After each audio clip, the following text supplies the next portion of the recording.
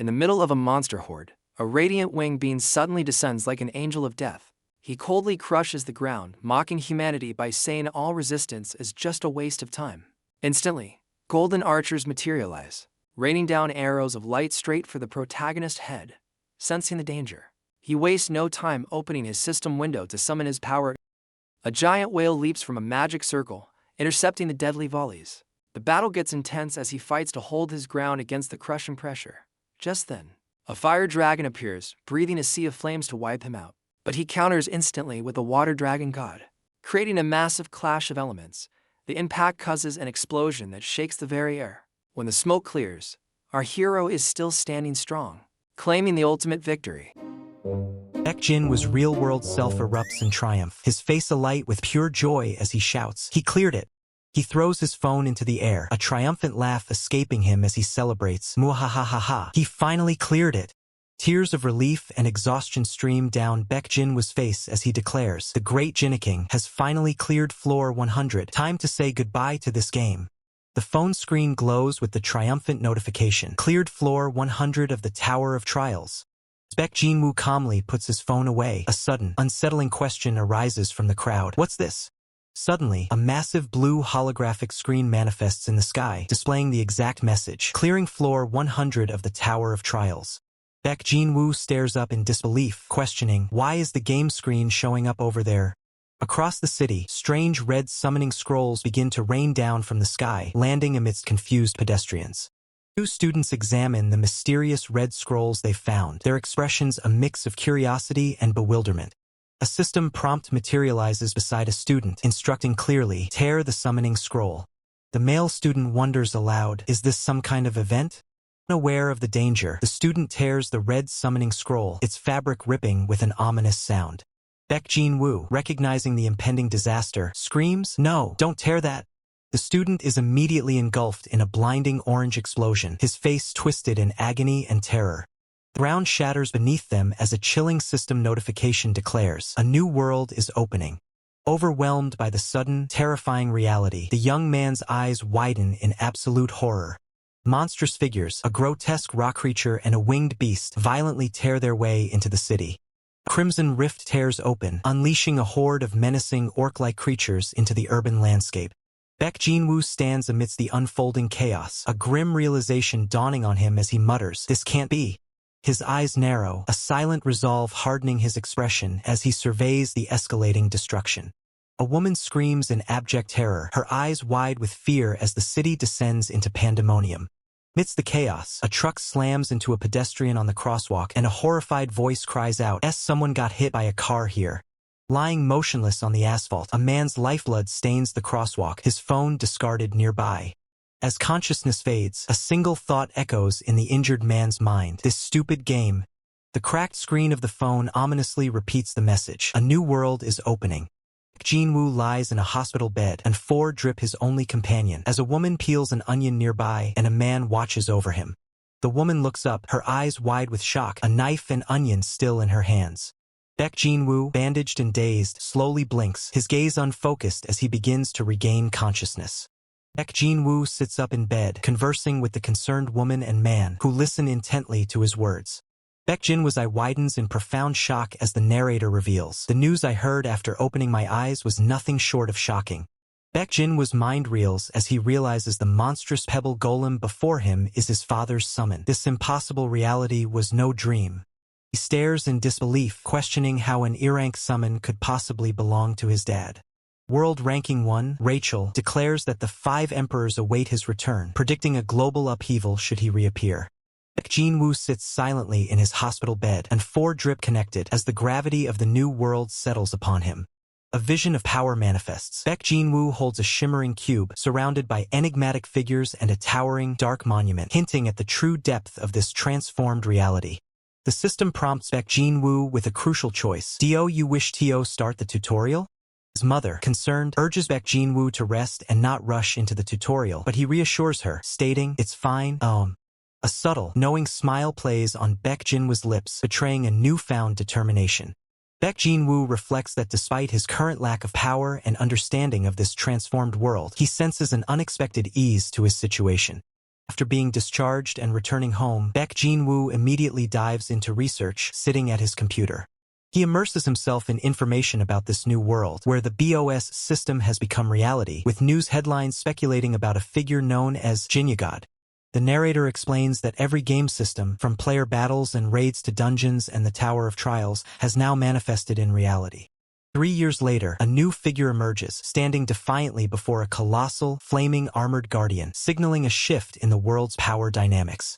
Baek Jin-woo, still at his computer, confidently asserts that despite the world's changes, no one could possibly be more skilled than him. System notification confirms you have connected to the system as Baek Jin-woo grins, ready to begin. The system announces the tutorial will now begin, its blue interface glowing with anticipation. Baek Jin-woo walks through a deserted landscape, thinking to himself that he chose this isolated spot to avoid any unpredictable surprises from his summons. The tutorial rewards are revealed, 2 low-grade summoning scrolls, with a critical warning to use outside only. Baek Jin-woo holds up a vibrant red summoning scroll, a hopeful smile gracing his features. Touching the scroll, Baek Jin-woo silently pleads for a usable summon, his hopes riding on this crucial draw. The narrator explains that BOS was notoriously a pure RNG game with abysmal pull rates, showing the dismal odds of a low-grade summoning scroll yielding anything above F rank. Baek Jin-woo's expression twists with anxiety as he fervently prays, begging for a usable summon from the scroll. With a decisive tear, Baek Jin-woo activates the low-grade summoning scroll, the system confirming its use. Baek Jin-woo holds his breath, a look of nervous anticipation and slight shock on his face as the summoning process begins. Blue, crackling energy erupts from the torn scroll in Baek Jin-woo's hand, signaling the imminent arrival of his summon. Overwhelmed by the surging blue energy, Baek Jin-woo stumbles back, exclaiming, "GWW, what the dash?" A small, blonde wind fairy appears, yawning languidly as a golden system notification proudly declares, has obtained summon Wind Fairy X rank. Baek Jin-woo's eyes widen in utter disbelief, his mind reeling at the impossible X-rank summon. There was a rank like that? He questions internally.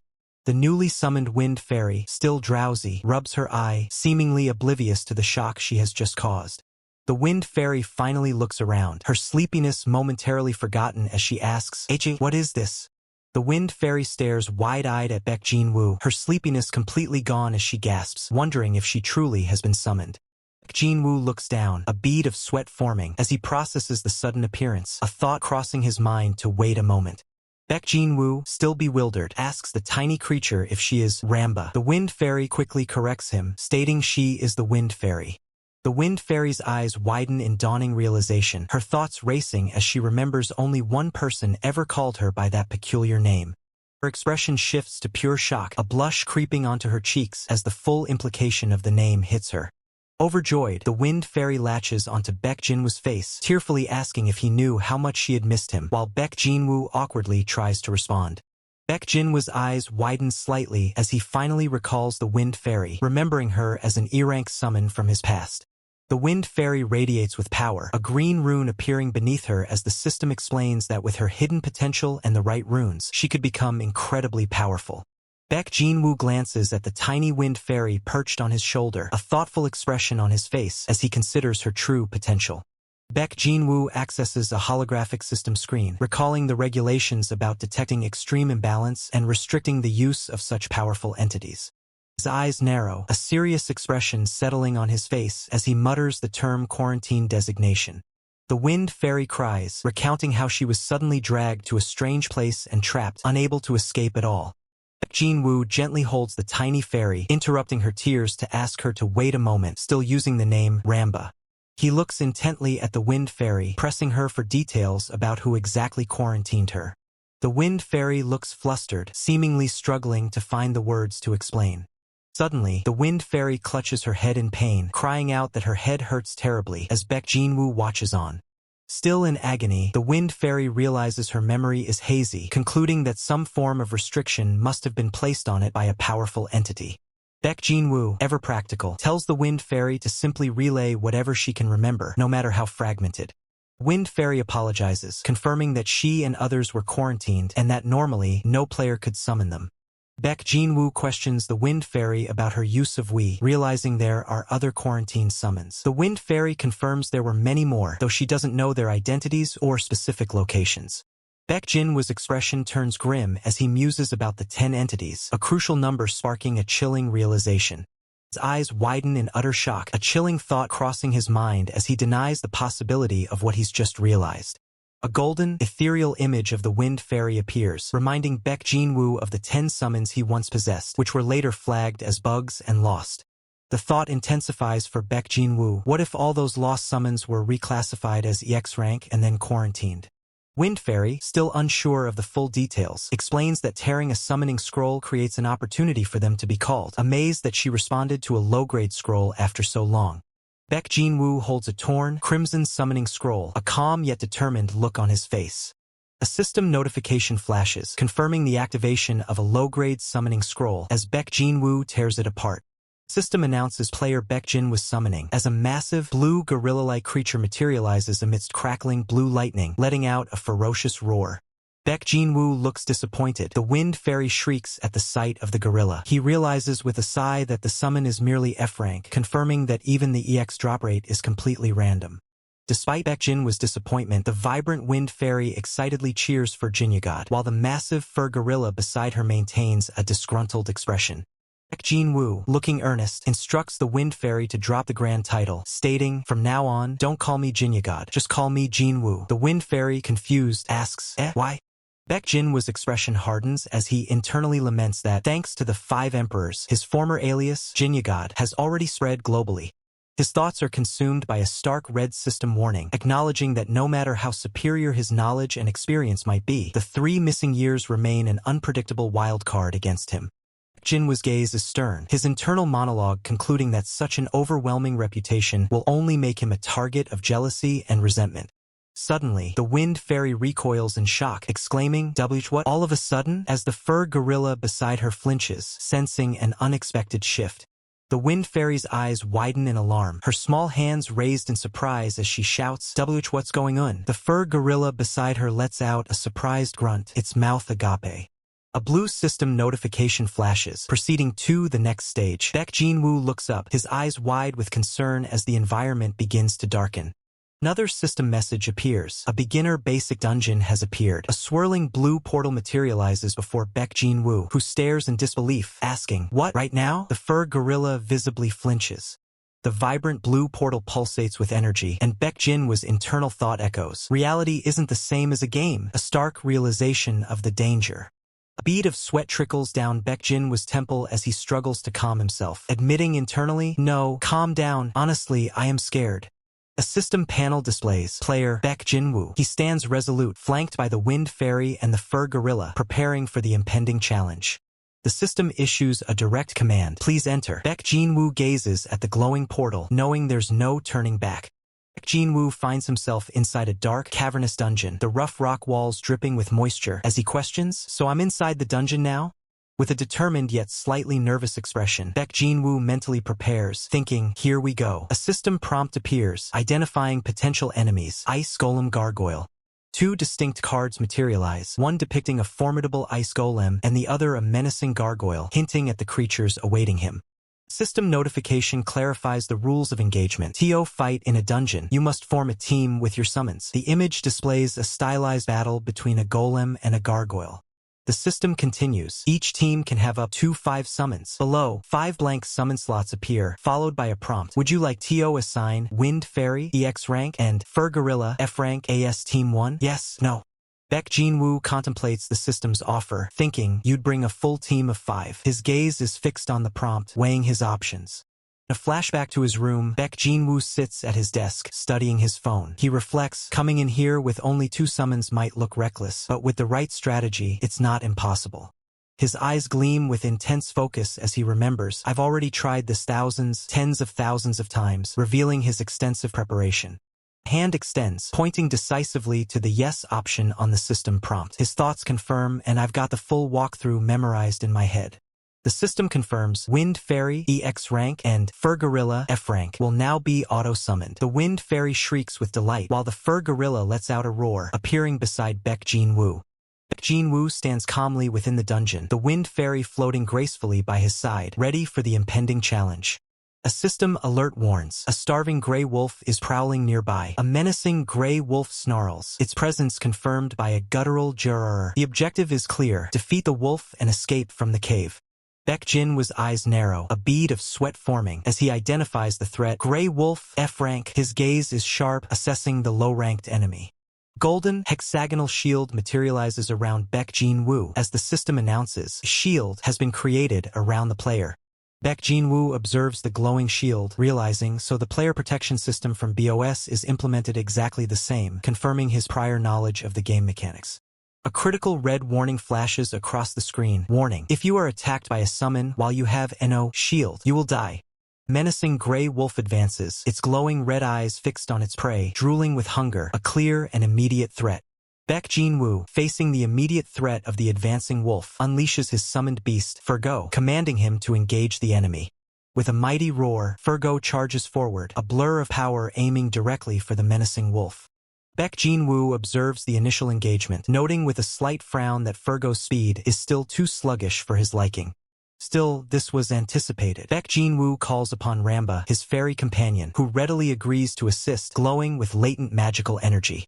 Furgo pauses, confused by the sudden surge of green energy surrounding him, wondering what just happened. Then, a powerful roar erupts from Furgo as Ramba channels her enhancement magic, infusing him with incredible strength, his body now radiating with green power. Baek Jinwoo smirks, satisfied with Ramba's swift and effective support, a testament to her capabilities. Meanwhile, the wolf snarls, its dark aura flaring as it prepares to launch its own ferocious assault.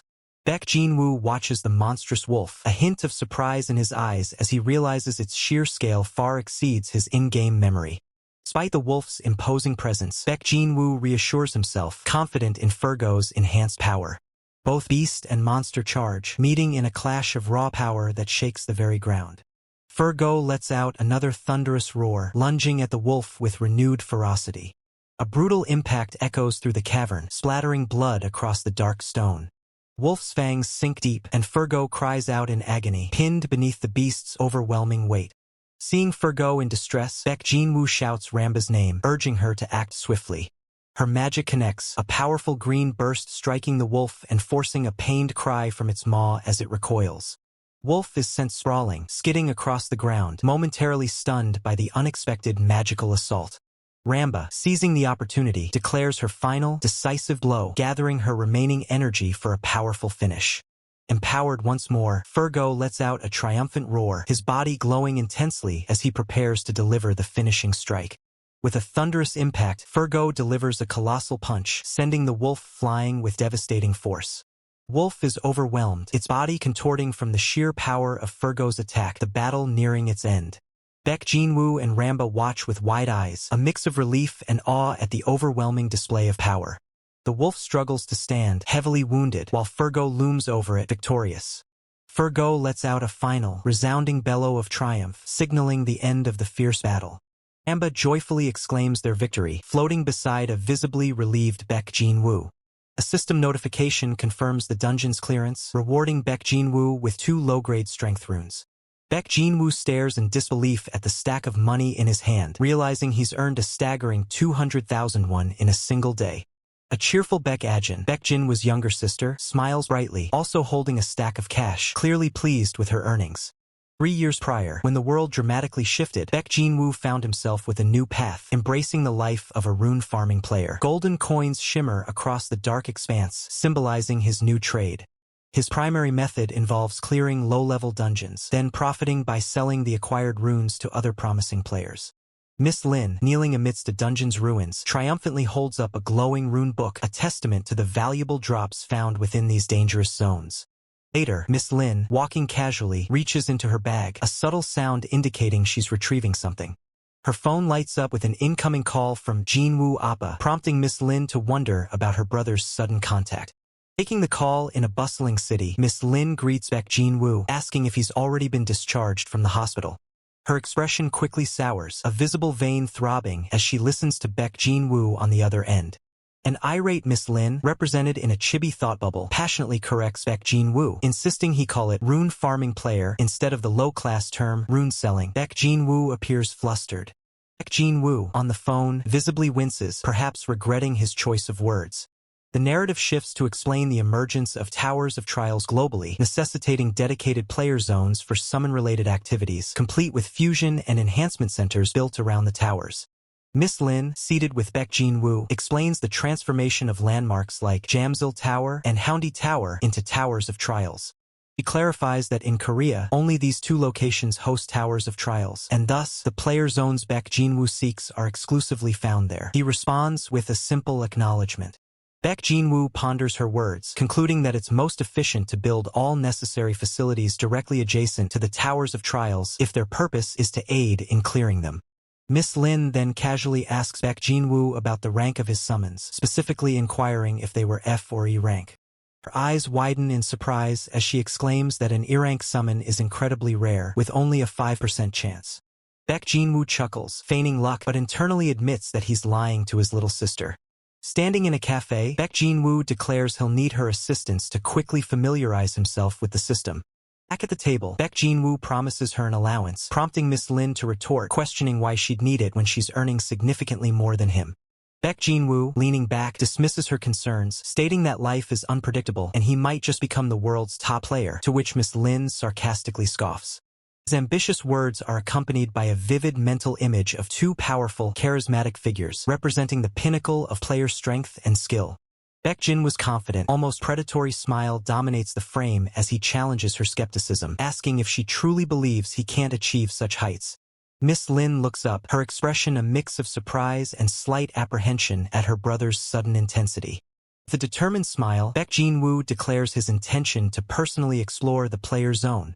An imposing, futuristic tower, piercing the night sky, stands as a symbol of the player zone's grandeur and challenges.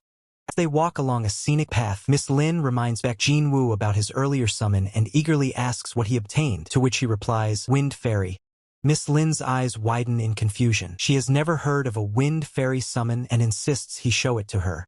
Baek Jin-woo emphatically refuses to show his summon, much to Miss Lin's visible frustration, as she protests that it's not like they're strangers or that a summon would wear out. The sly grin, Baek Jin-woo challenges her, suggesting she reveal her own summon first if she's so keen on seeing his. Baek Jin-woo, with a thoughtful expression, internally questioned just how good Lady Hwa's summon could be, given her overwhelming confidence. From a burst of dark energy, Lady Hwa's summon materialized, a C-rank shadow elf, cloaked and masked, radiating a potent dark aura. Baek Jin-woo's face contorted in a visible crack of disappointment, the single letter C echoing his underwhelming reaction to the summon's rank. Miss Lin, clearly annoyed by Baek Jin-woo's lukewarm response, demanded to know why he was so unimpressed. She asserted that C-rank summons and above were considered nobles in this world. Internally, Baek Jin-woo scoffed at the idea of C-ranks being nobles. In his game, they were mere fodder for fusion experience, not even strong enough for proper dungeons.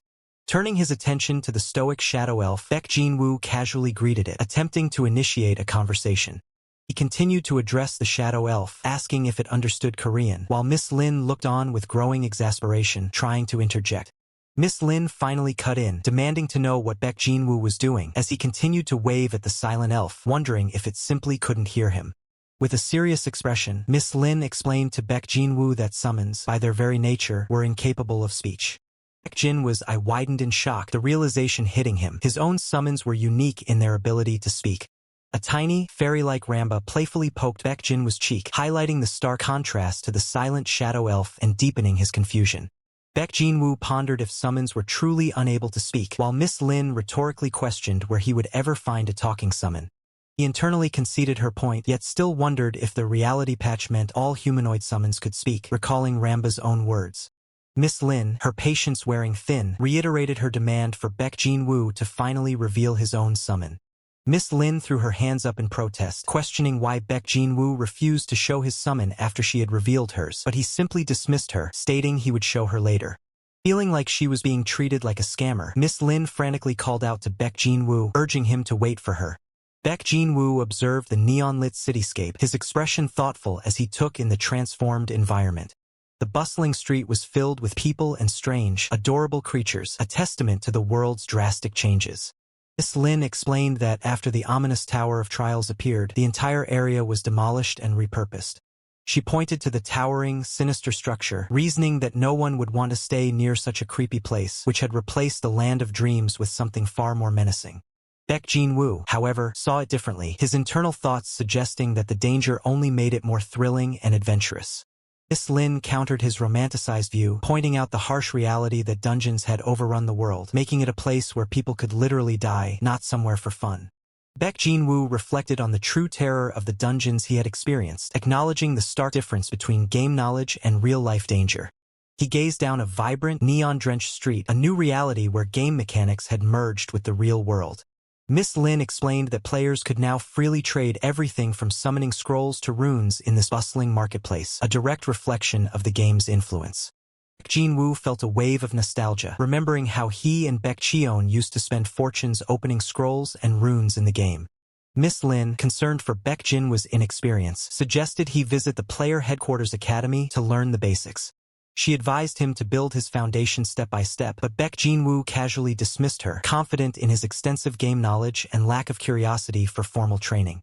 Miss Lin looked on with a worried expression as Baek Jin-woo, in his thoughts, declared his intention to simply stay and grind levels immediately. Baek Jin-woo waved Miss Lin off, telling her to go on ahead, leaving her stunned by his sudden decision to stay and grind alone.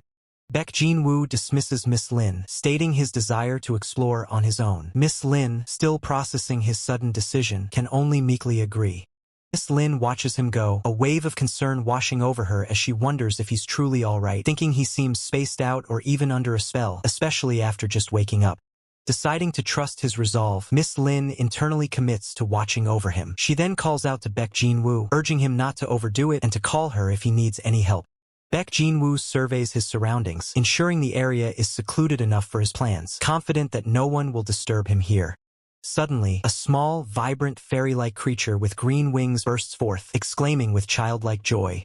Baek Jin-woo reacts with wide-eyed surprise, quickly pressing a finger to the fairy's mouth to silence its excited cries. The fairy lets out a muffled sound of confusion, its small face squished by Baek Jin-woo's silencing gesture. Baek Jin-woo sternly instructs the fairy that they cannot draw attention to themselves, emphasizing that it should only speak when they are safely inside a dungeon, prompting a quick nod of understanding from the tiny creature. Baek Jin-woo squats down, phone in hand, the fairy silently hovering beside him as he contemplates his next move, realizing that to truly start tackling dungeons, he'll need some initial capital. His phone screen reveals his meager financial status, a mere 12,500 won in his account, with a paltry 126 won in accrued interest. He reflects on his dire financial state, lamenting that this truly feels like rock bottom. He questions how, accident or not, this is all the money he has, concluding that returning to his previous part-time jobs would be nothing but a waste of his precious time. Frustration boils over as Baek Jin-woo crouches, burying his face in his hands, cursing his unfortunate circumstances. He dismisses the idea of asking his parents for help, considering it ridiculous, as an image of a weary woman, likely his mother, flashes through his mind. Another image surfaces, this time of a man in a hard hat, straining under the weight of heavy pipes, reflecting the arduous labor his family endures. The soft blue glow of his phone screen illuminates Baek Jin-woo's face, revealing a newfound resolve in his eyes as he stares intently at the device. A golden crown, shimmering with light, appears as a symbol of his past glory, reminding him that his in-game alias, Jinyagod, was legendary for being a top-ranked player who achieved greatness with zero cash spending. He recalls the pay-to-win nature of the game, internally questioning why he ever bothered with account resets, yet proudly affirms that despite it all, he grew incredibly strong without spending a single one. His eyes burn with fierce determination as he challenges himself, declaring that he can achieve the same success in reality, vowing to climb his way to the top. A sudden notification flashes across his phone screen. A whopping 500,000 won has been deposited, leaving Baek Jin-woo utterly stunned.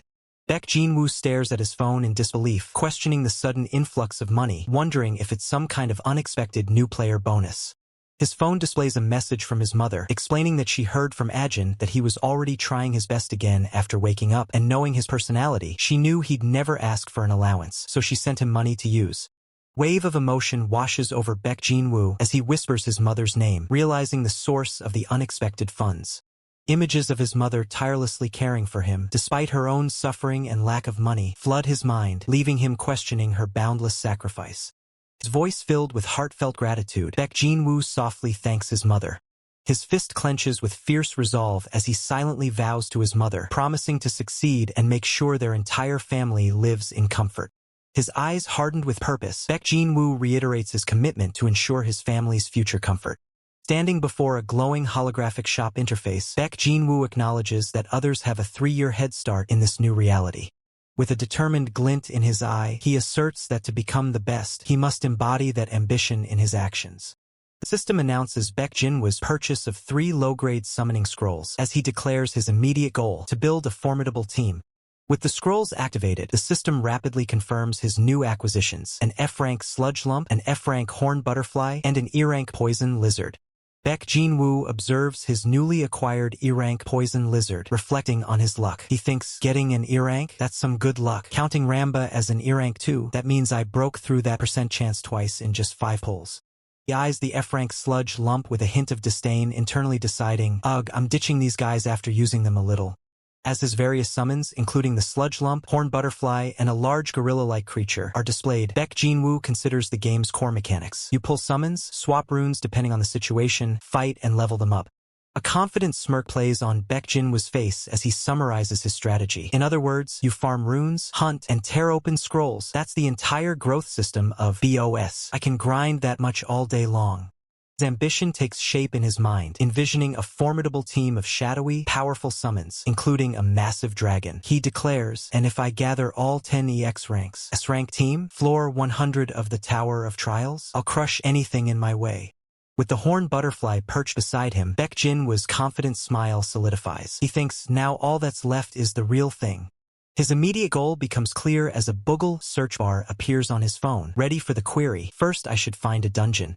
A pixelated map illustrates the simple game mechanic of tapping a dungeon. Baek Jin-woo reflects on the contrast with reality. Back when it was a mobile game, you just tap the stage and that was it. There's no way I can enter as easily as in the game. Jin-woo gazes thoughtfully at his phone, the horned butterfly still near him, pondering the practicalities. How's it going to work in reality? Suddenly, Baek Jin-woo's eye widens in surprise, a single word escaping him. Huh? He finds himself standing in a glowing blue player zone, surrounded by other people, exclaiming in shock, what the heck is this? He then realizes, oh, so the player zone isn't just for me. Baek Jin-woo's face is etched with utter disbelief, his phone clutched in his trembling hand, the horned butterfly looking equally bewildered.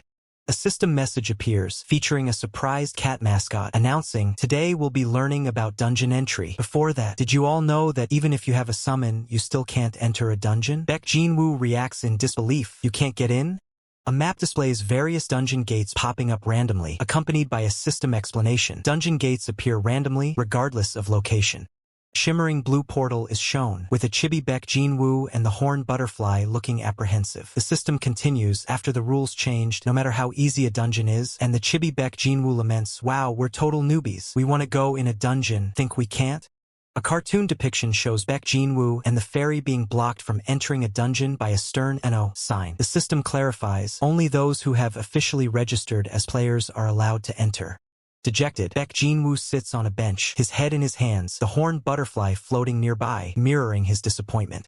Close-up reveals Baek Jin-woo's frustrated expression as he mutters, talk about bad luck. Of all times, I wake up after they change the law? The horned butterfly, with a determined look, seems to be processing the new, frustrating reality alongside Baek Jin-woo. Baek Jin-woo offers a small, reassuring smile to the horned butterfly, gently holding the tiny fairy on his hand. Baek Jin-woo's profile is shown, lost in thought, contemplating his next move in this new, rule-bound world. An establishing shot of an apartment building at night sets the scene as a voice calls out, hello, Appa? Miss Lin lies on her bed, talking on the phone, asking Baek Jin-woo, what time are you coming back? Mom's asking what to do about dinner. Baek Jin-woo replies over the phone, I'll take care of it myself. Then, changing the subject, he asks Miss Lin, more importantly, did you know this? Baek Jin-woo continues, informing Miss Lin that you need player registration before you can enter a dungeon. Miss Lin reacts with a surprised, oh, right? Baek Jin-woo, in chibi form, playfully questions Miss Lin, you didn't leave that out on purpose? Chibi Miss Lin vehemently denies, hey, of course not, I seriously just forgot. Baek Jin-woo listens on the phone as Miss Lin explains the new regulations. That rule hasn't been around for very long. Too many people died in dungeons, so the government stepped in. Baek Jin-woo responds, that many people died? Miss Lin continues to explain the chaos, describing a dungeon hotspot where staff guard the entrance. Ugh, you have no idea it was insane. That's why they station staff right at the dungeon entrance now. A guard warns, if you don't have entry clearance, you're not getting in. The horned butterfly thinks, that's pretty annoying. Miss Lin elaborates on the arduous registration process. When I looked it up earlier, there was some test, then a battle. Even registration is a hassle. Baek Jinwoo ponders. Maybe they're trying to control the number of players? Baek Jinwoo considers the broader implications, realizing that if everyone were to chase wealth and become a player, the consequences for society would be dire. He muses internally that such a scenario would inevitably cause the very fabric of the social system to fracture and crack under the strain. Miss Lin then shifts the topic, informing Baek Jinwoo about the existence of a global ranking list, which immediately piques his interest. She explains that the system annually ranks the top 100 players both domestically and globally, expressing disappointment that their own country fails to appear on the world stage. Miss Lin wistfully suggests that if the legendary Jinya God were to appear, their country's ranking would soar. Baek Jinwoo, slightly flustered, quickly thanks her and ends the call. Baek Jinwoo remains silent, staring at his phone, processing the information Miss Lin just shared about the player rankings and her hopeful remarks. With a sigh of contentment, Baek Jinwoo acknowledges that he has successfully completed all his preparations for the day, deciding it's time to rest. Scene shifts to a quiet domestic setting where Baek Jinwoo's mother prepares food in the kitchen while his father reads the morning newspaper at the table. Baek Jinwoo's father looks up from his newspaper, his expression revealing a hint of surprise or concern as he notices something off camera. His father comments on Baek Jinwoo's early departure, noting the time is only 6 in the morning, indicating an unusual start to his day. Baek Jinwoo's mother expresses her concern, urging him to eat some rice balls before leaving. He reassures her, stating he's fine and ready to go. Turning to face his parents, Baek Jinwoo apologizes for only showing them his weaker side, then offers a heartfelt thank you, his expression filled with newfound resolve. With a firm declaration that he will return, Baek Jinwoo departs, leaving his parents with expressions of mingled surprise and worry. Baek Jinwoo's father, rubbing his neck, remarks on his son's sentimental departure. His wife, still concerned, asks if he believes Baek Jinwoo will truly be all right. Baek Jinwoo's mother gazes out the window, her hands clasped tightly, a silent worry etched deeply onto her face as she ponders her son's future. The narrator introduces a new era, a time when the opportunity for anyone to become a player has emerged, marked by a mystical scroll radiating immense power. This new era, however, also spawned a dangerous phenomenon, the main character syndrome, fueled by greed, leading people to delude themselves into believing they were protagonists of a fantasy world. The chaotic visual continues, highlighting a glowing crescent shape amidst a glitching red and black backdrop, emphasizing the distorted reality many now inhabit. News reports flood in, detailing the tragic consequences. Young men dying in dungeons, and Korea, once a gaming powerhouse, now plummeting to the bottom of global rankings due to a severe loss of talent. Baek Jinwoo observes the grim news on his phone, a somber realization dawning on him that so many tragic deaths are ultimately rooted in sheer delusion. He reflects on his own 10-year obsession with the game, admitting that while he shouldn't judge, he finds the widespread delusion leading to such deaths utterly pathetic. Baek Jinwoo joins a lengthy queue, inching closer to the registration counter where Lady Hua efficiently calls forward the next applicant. Lady Hua, with a swift motion, stamps the registration form, confirming Baek Jinwoo's successful enrollment into the system. Baek Jinwoo, now registered, inquires about the number of individuals who are actually able to qualify as legitimate players. Lady Hua reveals that only 50 individuals will earn the coveted player title after passing the final exam. Baek Jinwoo, looking aghast, realizes the immense competition, with over 1,000 people already waiting behind him. Baek Jinwoo walks away from the counter, his figure silhouetted against the bright light, the sheer number of applicants behind him weighing heavily on his mind. Despite the daunting challenge ahead, Baek Jinwoo's expression hardens with renewed determination, though a flicker of concern still lingers in his eyes as he steps out into the bustling city. The scene transitions to a sophisticated cafe, where various individuals are engaged in conversation or quiet contemplation, including Lady Hua, who is seated at a table. Hand reaches for a stack of application forms, the thought echoing that from a multitude of hopefuls, only a mere 50 will be selected.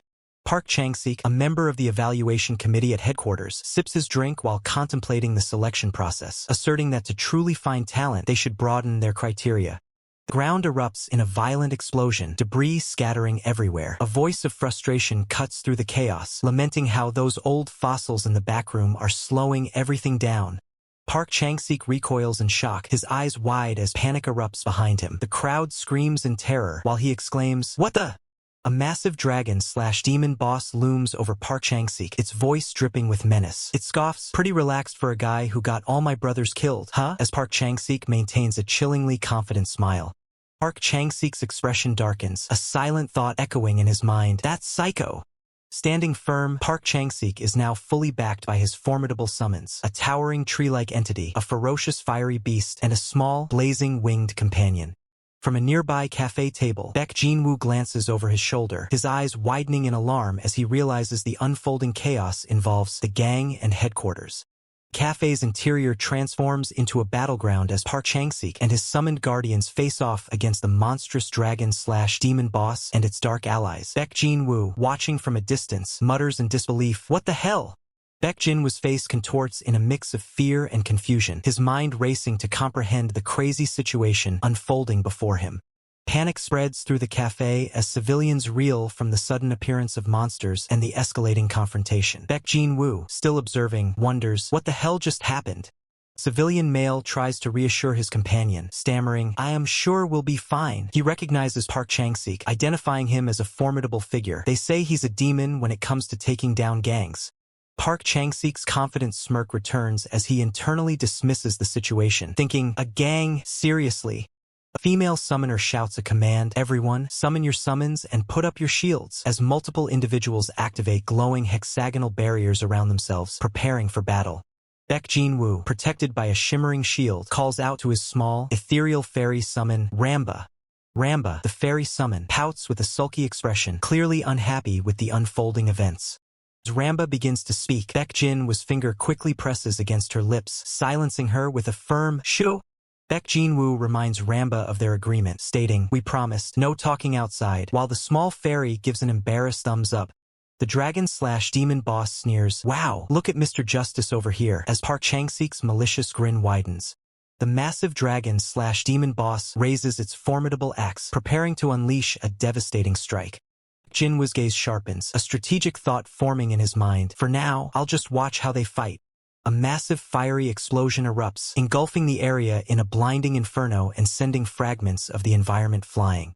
The dragon/demon boss glows with an intense crimson aura, its power visibly surging. Park Chang-sik maintains his unsettling smile, his confidence unwavering even amidst the monster's amplified assault. Park Chang-sik lets out a strained "nh" as he grits his teeth, clearly feeling the pressure of the ongoing battle. Baek Jin-woo observes the fight with a critical eye, Ramba perched on his head, thinking, "This is ridiculously sloppy."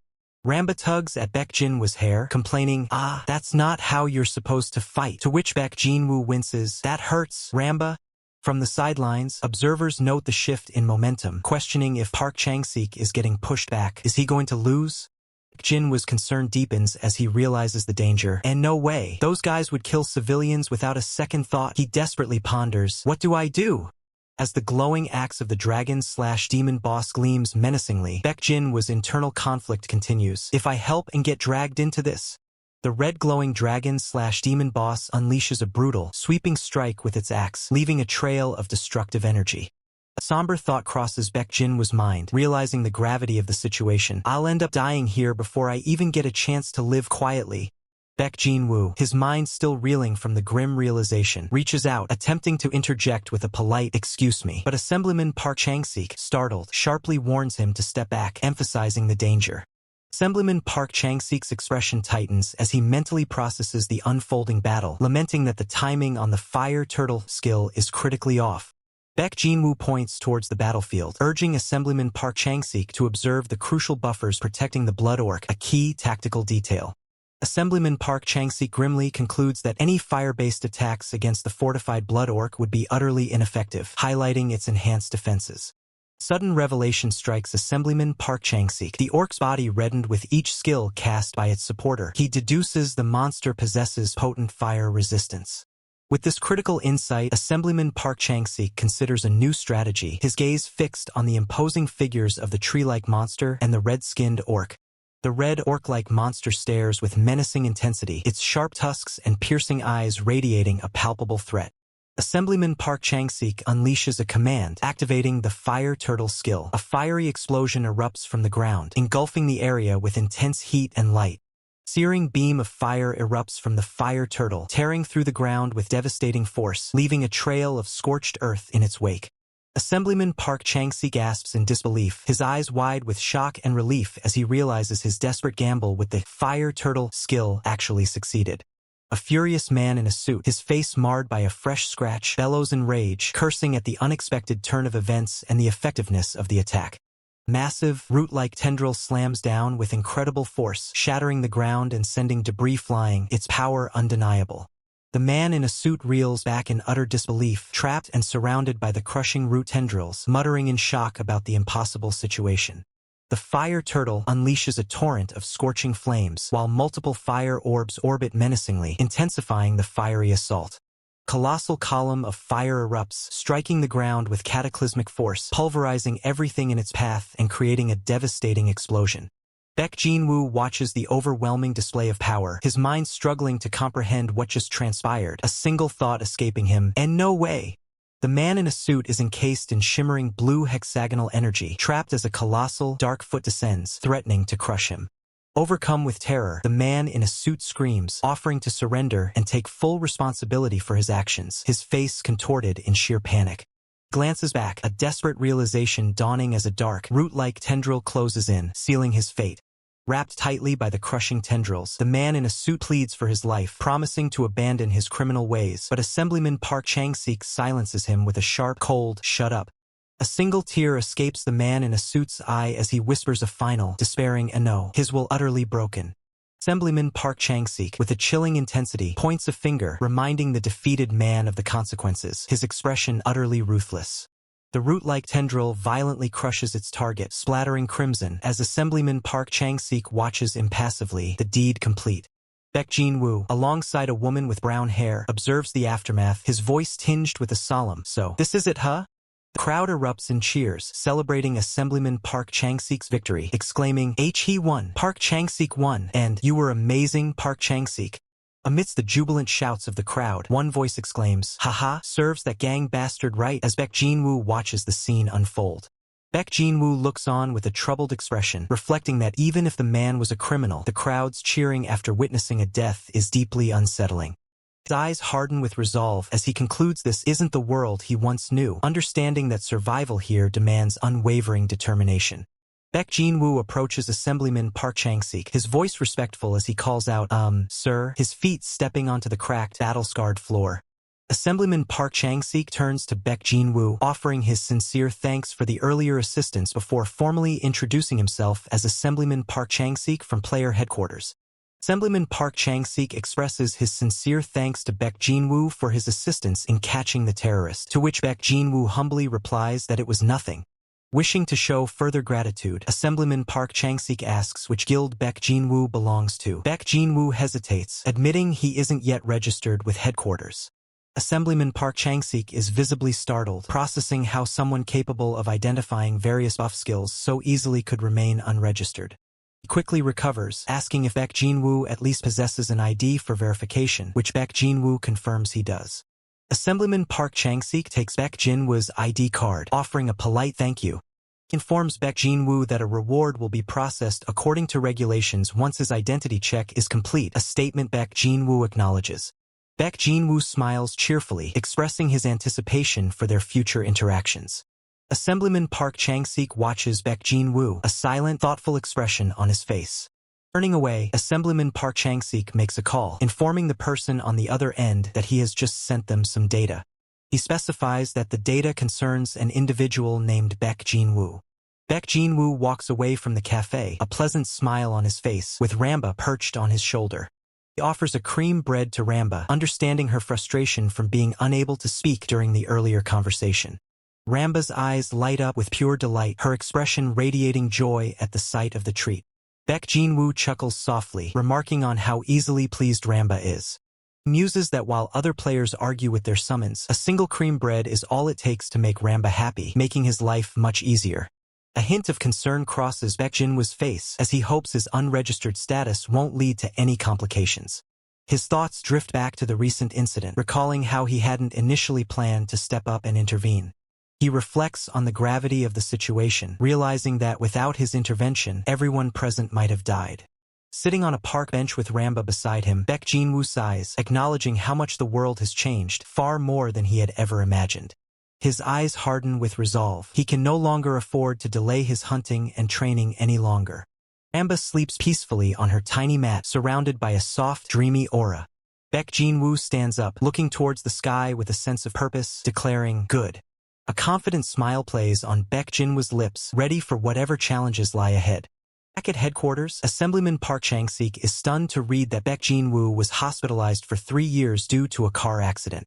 He questions if Baek Jin-woo's unregistered player status was a direct consequence of his prolonged hospitalization. His thoughts drift to 3 years ago, a period when the world drastically changed, making it plausible that accidents like Baek Jin-woo's were common amidst the chaos. Suddenly, Assemblyman Park Chang-sik gasps in utter shock, dropping his phone in disbelief. The document in his hand reveals a player registration application with Baek Jin-woo's name clearly visible. Assemblyman Park Chang-sik stares at the document in utter disbelief, muttering about its authenticity. A passerby asks if something is wrong, but Assemblyman Park Chang-sik quickly dismisses their concern, trying to compose himself. Having composed himself, Park Chang-sik makes a crucial phone call, declaring that he will personally join this month's evaluation committee. He states it's not open for discussion, only acceptance. The person on the other end of the line, clearly surprised, can only stammer out a hesitant "understood" as the call abruptly ends. A sly grin spreads across Park Chang-sik's face as he muses about Baek Jin-woo, recognizing the young man's potential to become an incredible asset. Meanwhile, Baek Jin-woo, accompanied by a small fairy companion, observes a bustling crowd, noting that he expected many people to be present. He then questions if this entire multitude has gathered solely for the training, the sheer number of participants overwhelming him slightly.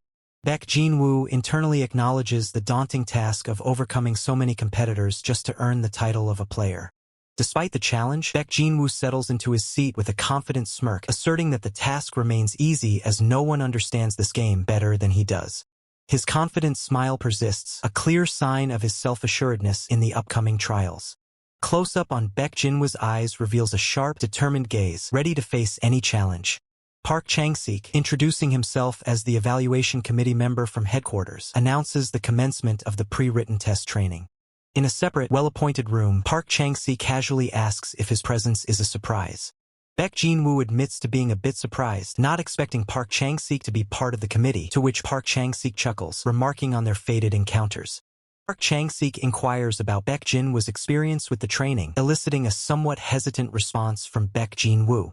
A presenter's hand points to a diagram on a screen, explaining that this type of question frequently appears on the written exam. Baek Jin-woo intently watches the screen as the presenter continues, detailing how to approach the summon combinations presented. Suddenly, the tiny fairy reacts with a startled expression, exclaiming in surprise. Back at the table, Baek Jin-woo, despite a hint of annoyance, declares the training wasn't bad, to which Park Chang-sik expresses his pleasure. Park Chang-sik then shifts the conversation, explaining that he asked to speak with Baek Jin-woo separately to discuss the reward claim he previously mentioned. However, before delving into the rewards, Park Chang-sik reveals he has another question, prompting Baek Jin-woo to ask what it is. Park Chang-sik leans in, his gaze intense, as he asks Baek Jin-woo if he is, by any chance, a gamer. Baek Jin-woo looks taken aback, repeating the word gamer in confusion. The explanation clarifies that a gamer is anyone who played Battle of Summoners, regardless of duration, noting that 70% of Korean rankers are gamers. Baek Jin-woo absorbs this information, finally understanding. Baek Jin-woo admits he did play the game, causing Park Chang-sik to exclaim in excitement, having suspected as much. He then presses for how long Baek Jin-woo played. Baek Jin-woo's eyes narrow slightly as he internally notes the game was practically dead, and if he reveals he played for 10 years, his identity would be too easily guessed. Park Chang-sik, overcome with excitement, grabs Baek Jin-woo's hands and asks, utterly shocked, if he is serious. Baek Jin-woo, flustered and sweating, asks if there's a problem, wondering if he somehow undersold his experience. Park Chang-sik, in a chibi thought bubble, marvels at Baek Jin-woo playing a dead game for a full year, an impressive feat Baek Jin-woo can't deny. Baek Jin-woo sheepishly confirms his long playtime, while Park Chang-sik internally gulps, realizing most Korean rankers didn't even play for half a year, yet Baek Jin-woo played for a full year. Clearing his throat, Park Chang-sik apologizes for his outburst and informs Baek Jin-woo that he has prepared 2 types of rewards, allowing him to choose his preference. The older man with beard begins to detail the first reward option, instant player registration approval, leveraging his direct authority. He elaborates, promising Baek Jin-woo a free pass, instant employment, and a prestigious position working directly at headquarters. Baek Jin-woo listens intently as the older man with beard pauses, then introduces the second option. The older man with beard reveals the second choice, a 5 million won cash reward, while Baek Jin-woo internally questions the obviously skewed options. The older man with beard urges Baek Jin-woo to choose the first option, highlighting its benefits, but Baek Jin-woo cuts him off, stating he'll take the money. Close-up reveals the older man with beard's stunned reaction, utterly bewildered by Baek Jin-woo's unexpected decision. The older man with beard expresses his confusion, reminding Baek Jin-woo that player registration typically takes a long time, but Baek Jin-woo confidently dismisses his concerns. Baek Jin-woo confidently asserts that he can handle the registration process entirely on his own. With a confident smirk, Baek Jin-woo looks back over his shoulder, ready to proceed with his chosen path. Baek Jin-woo arrives at the play zone, where a glowing blue portal awaits, accompanied by Lady Hwa and a small, furry companion. Baek Jin-woo smiles, a small fairy perched on his shoulder, as his furry companion looks up, all ready for the challenges ahead. Lady Hwa explains the practical exam, clearing a weekday dungeon, specifically the Tuesday dungeon, as a time attack to be completed as fast as possible. Lady Hwa concludes her instructions, gesturing towards the shimmering blue portal as Baek Jin-woo and his summons prepare to enter. Elsewhere, the older man with beard crosses his arms, still pondering Baek Jin-woo's refusal of the premium offer. His eyes narrow with intense thought as a new realization begins to dawn on him. A dramatic sound effect accompanies the revelation, emphasizing the older man with beard's shock as he exclaims that this is insane. He realizes Baek Jin-woo's profound understanding of runes and summons, surpassing anyone he has ever encountered. Elder Chun, ecstatic, laments his narrow perspective, overjoyed that such a prodigious talent like Baek Jin-woo has finally appeared in Korea. The older man with beard considers Baek Jin-woo's potential to enter the rankings, while Baek Jin-woo, in a thought bubble, humbly wonders if he truly is that good. Gripping his chin, the older man with beard reflects on the unprecedented reactions of the professors, regretting that he might have offered inadequate terms. Lady Hwa concludes her explanation, extending her hand towards the vibrant portal, instructing Baek Jin-woo that he can now enter the dungeon. Baek Jin-woo, with his fairy and furry companion, stands ready before the glowing portal, eager to demonstrate his abilities. Stepping into the dungeon, Baek Jin-woo and his summons are engulfed in a powerful golden aura, signaling their arrival. A system prompt appears, revealing the dungeon is filled with highly toxic slimes and the objective is to defeat them and escape as fast as possible. The fairy commands Ramba to begin stacking, to which Ramba enthusiastically replies that he will start right away. Ramba lets out a powerful roar as green energy surges around him, accompanied by multiple +3 indicators, signifying a rapid power increase. The narrator explains that the Flame Cat dungeon is structured like a complex maze, posing a significant challenge. Many beginners often waste precious time getting lost in its intricate passages, frequently running out of time. Baek Jin-woo, unfazed, instructs his companions to ignore the slow slimes and keep running straight, boasting his intimate knowledge of the maze.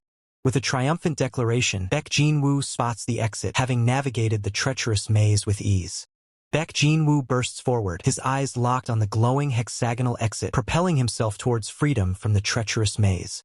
Just as escape seems certain, a blaring system notification erupts, warning of an imminent threat. A boss monster is appearing. Warning, boss monster. Baek Jin-woo's expression shifts to focused intensity. A dangerous smirk plays on Baek Jin-woo's lips as he acknowledges the new challenge, stating that this is their first time seeing one up close. The colossal king slime, crowned and menacing, materializes before Baek Jin-woo and his summon, Ramba, its sheer size dominating the chamber. Ramba, Baek Jin-woo's formidable summon, unleashes a powerful, green energy-infused strike, aiming directly at the massive king slime. With a devastating impact, Ramba slams its fists into the ground, generating an explosive wave of green energy that ripples outwards, striking the colossal boss. The powerful attack sends shockwaves through the dungeon. Baek Jin-woo, recognizing the sheer destructive force, thinks, as expected, there's a reason Ramba is broken. Baek Jin-woo watches, a satisfied smile on his face, observing the fairy summon's incredible buff. She makes even an F-rank's attack speed that fast. As the fairy cheers on Ramba, Baek Jin-woo muses on the potential of the attack speed buff, thinking, imagine that attack speed buff on a stronger summon. The fairy enthusiastically shouts, thanks, smash it flat. A blue system notification flashes, declaring, you have defeated the boss monster. Baek Jin-woo turns, a surprised escaping his lips at the swift victory.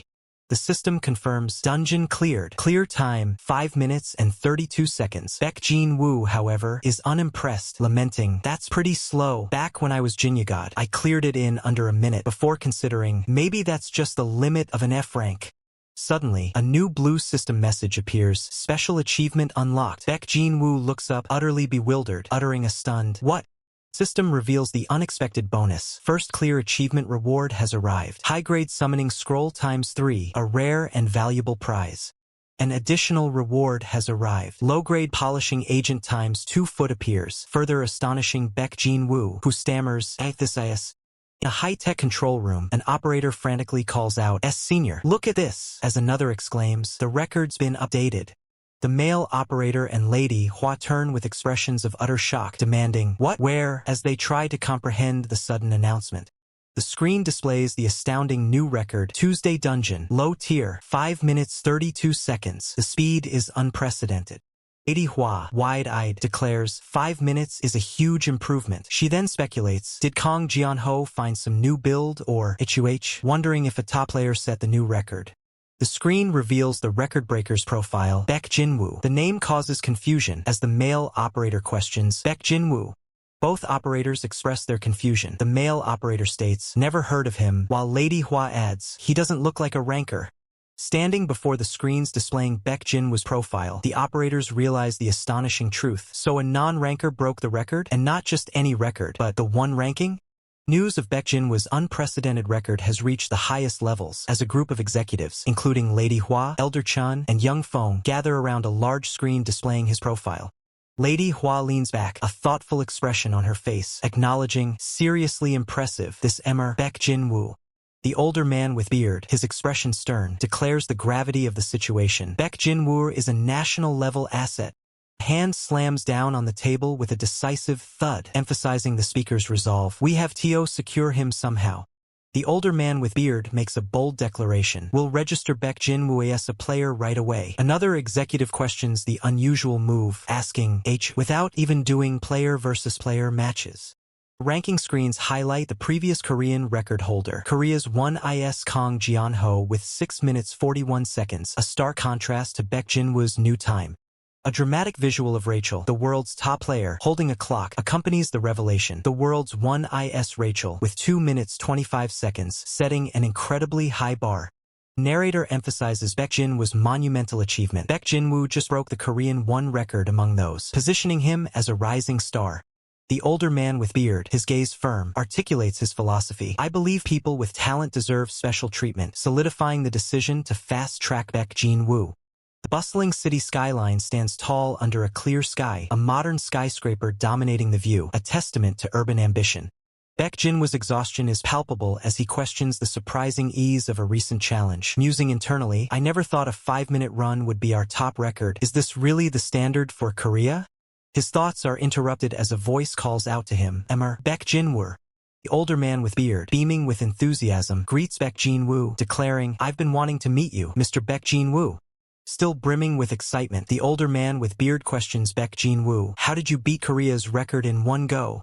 He continues to praise Baek Jin-woo's feat, adding, "And the maze in the Tuesday dungeon is insanely complicated too." Baek Jin-woo, a slight smile playing on his lips, replies, "Haha, yeah, you're right." He then thinks, "Feels like being praised for knowing how to swim when I'm a fish." The decisive gesture, the older man with beard presents Baek Jin-woo with a card, announcing, "Here, take this first." Baek Jin-woo examines the card, asking, "This is..." The older man with beard clarifies, "Your player license. You've been specially registered as a player on the spot."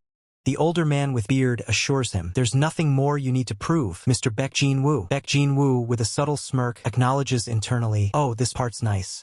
Moment of hesitation crosses the older man with beard's face as he asks, "Also, if you don't mind..." He completes his request, "Tell us how you broke the record." Baek Jin-woo's expression shifts to one of slight discomfort, uttering a soft Clutching his new license, Baek Jin-woo's thoughts turn serious. "If I share what I know right now, the problem is what comes after." He envisions 2 stark paths, a hope route of immense wealth and state backing, or a despair route of being captured and exploited. He concludes, "If I'm lucky, I could enjoy fame and fortune thanks to state backing. But on the flip side, they could just drag me off and squeeze me dry." Jin-woo turns his gaze, a thoughtful expression on his face before speaking. "First of all, about that question just now." He looks directly at the older man with beard, his tone firm. "You do realize it's incredibly rude, right?" The older man with beard's eyes drop, a look of realization and regret on his face as he concedes, "Yes, you're right. My apologies." Clenching his fist, the older man with beard explains the gravity of the situation. Among gamers, strategy guides are highly sensitive information shared only within their circles. His gaze becomes earnest as he pleads for understanding, but I hope you can understand. Korea is so desperate for talent.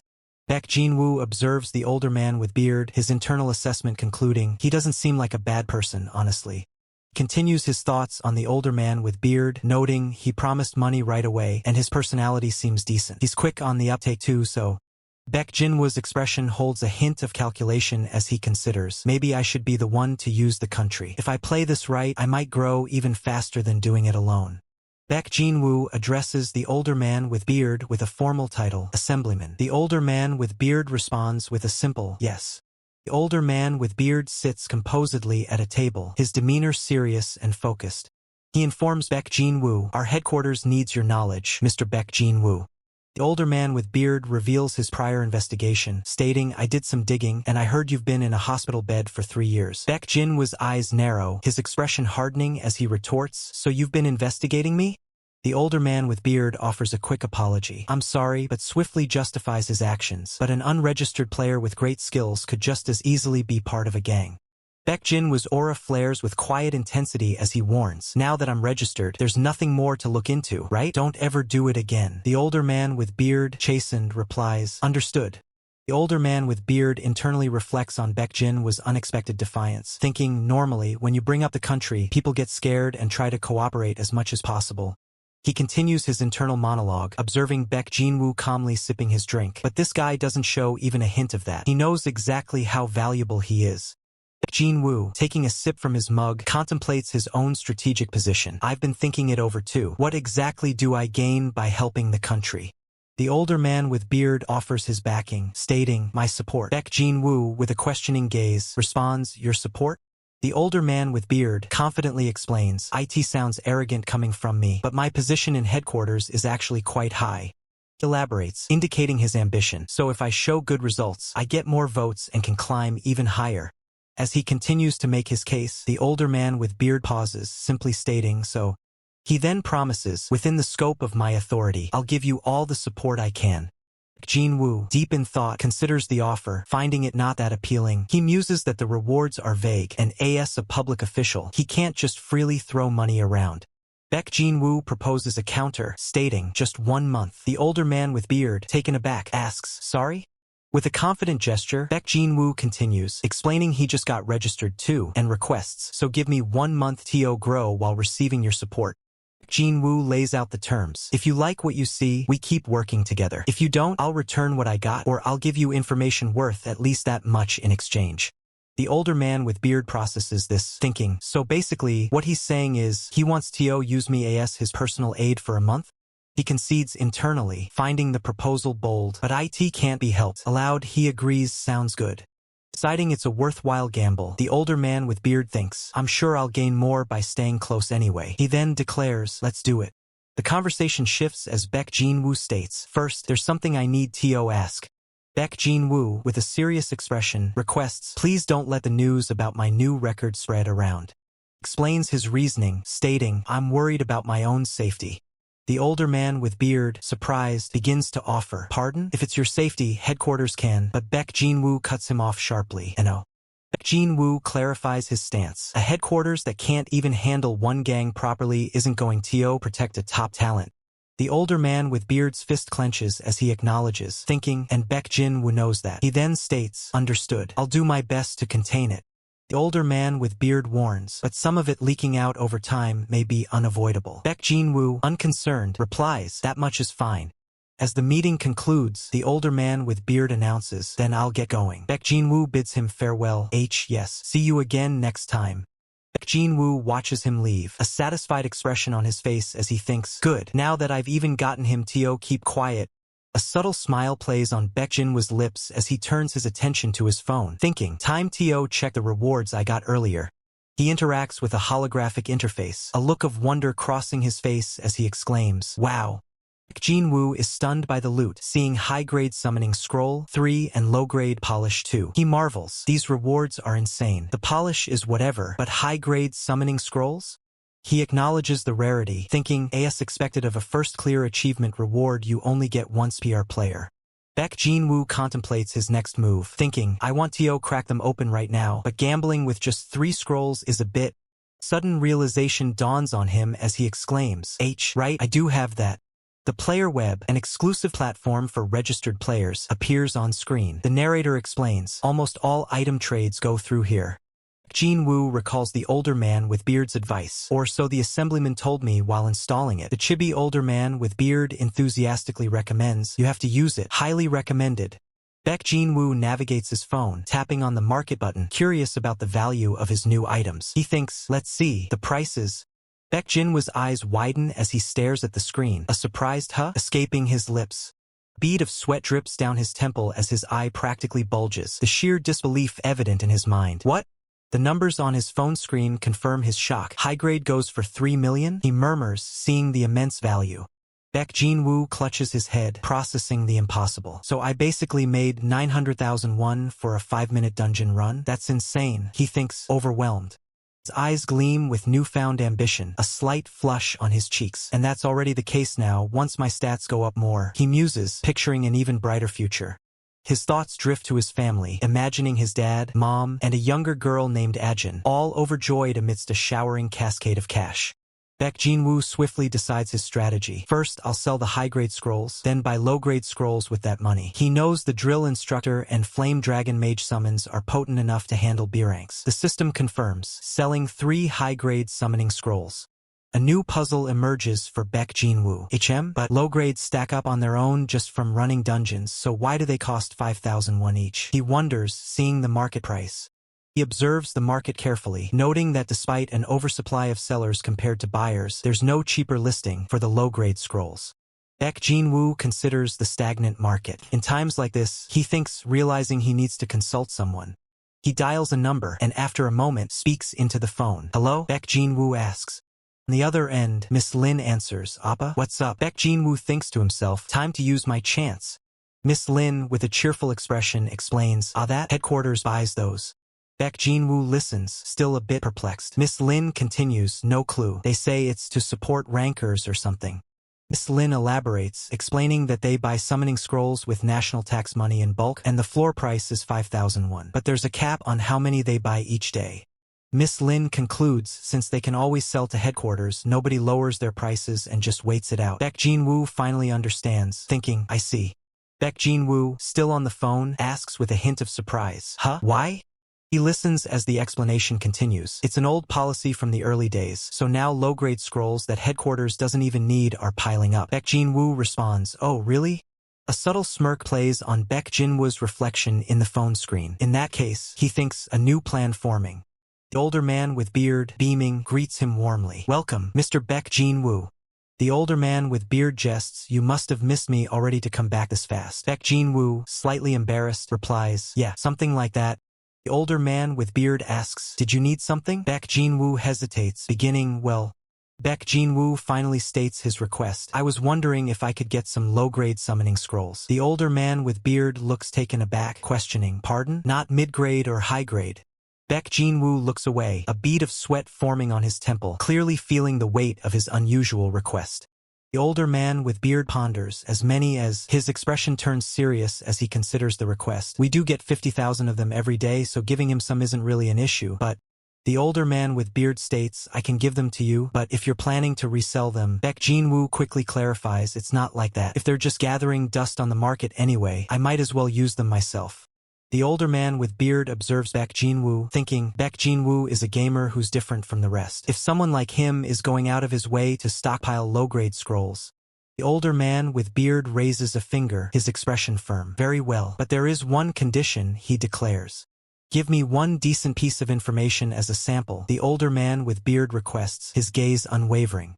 Baek Jin-woo listens intently as the older man with beard explains his reasoning. If I get caught just handing out scrolls bought with tax money, the people would lose their trust in me. The older man with beard continues, clarifying his terms. He will exchange information for a proportional number of low-grade scrolls, emphasizing his need for personal safety nets. Baek Jin-woo's thoughts race as he realizes the older man with beard isn't simply giving the scrolls away for free. He muses that this is even better, as good information will be valued accordingly, before calmly stating that the proposition sounds good. Jin-woo, now looking confident, points a finger up and questions if the method involves achievement chaining. The older man with beard confirms, explaining that the domestic number 1 achievement reward is currently set to 3 high-grade scrolls per dungeon, and this reward can be obtained again if another player breaks the record. A new record is dramatically set at 5 minutes and 32 seconds, instantly granting another 3 high-grade summoning scrolls. The system visually illustrates a relay where players continuously break each other's records by mere seconds, each time claiming the valuable reward. This continuous cycle of record-breaking and reward acquisition not only benefits individual players but also significantly boosts Korea's national power. The older man with beard nods thoughtfully, acknowledging that this achievement chaining method is something they have utilized previously. He reassures Baek Jin-woo that many players have yet to receive any rewards, so this method won't cause issues, to which Baek Jin-woo simply states that he understands. Jin-woo's eyes narrow as he reveals the core of his offer, the complete strategy for the challenging Tuesday dungeon. The older man with beard's hands clench, a silent affirmation as he internally exclaims that he knew it. The older man with beard directly asks if this is the method Baek Jin-woo used, but Baek Jin-woo corrects him, stating it's a strategy once employed by the legendary 5 emperors. Baek Jin-woo confidently declares that anyone following this strategy can clear the dungeon in under 3 minutes, causing the older man with beard to react with utter shock at the incredible time frame.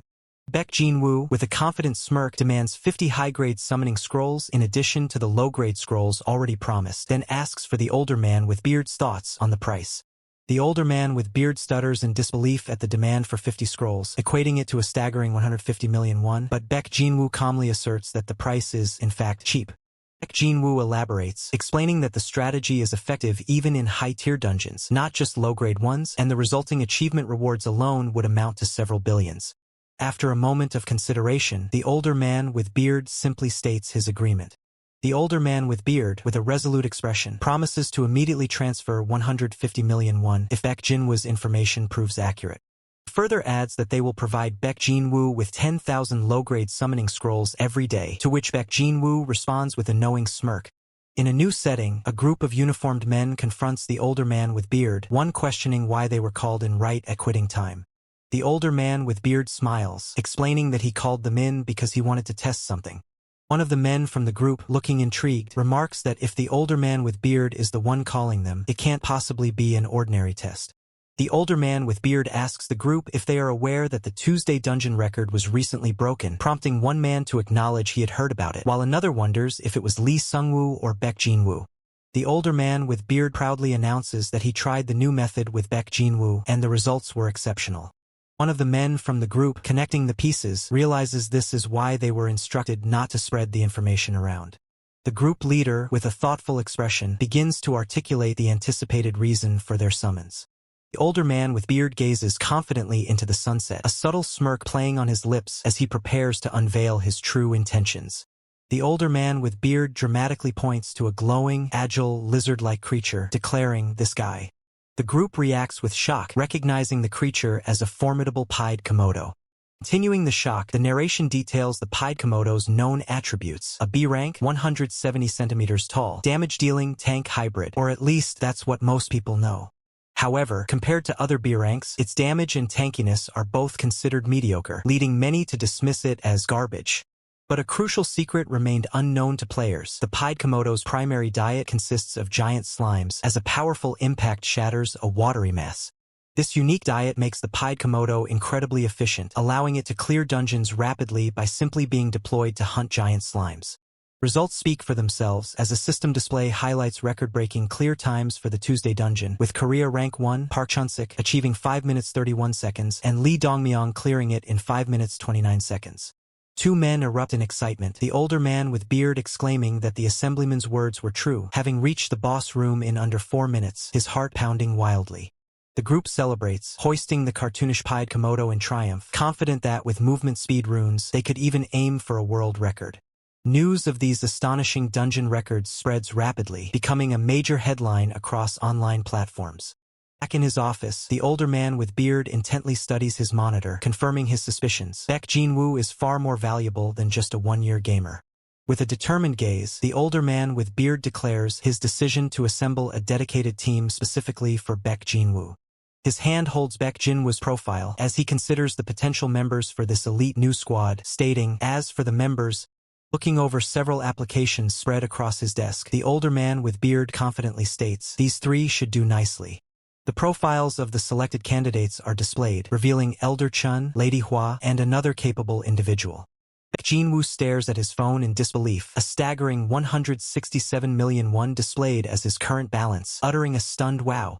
Still processing the immense sum, Baek Jinwoo wonders, making money is this easy? He muses that Uncle Hyungbo really goes all out and excitedly calculates, how many cream buns can I buy with this? Beyond the monetary gains, Baek Jinwoo also possesses a vast summoning scroll inventory, boasting an incredible 10,000 low-grade summoning scrolls. Smirk plays on Baek Jinwoo's lips as he acknowledges, "I kept my promise." He then declares, "So now it's my turn to do my part," as he opens a bottle of water, preparing for what's to come.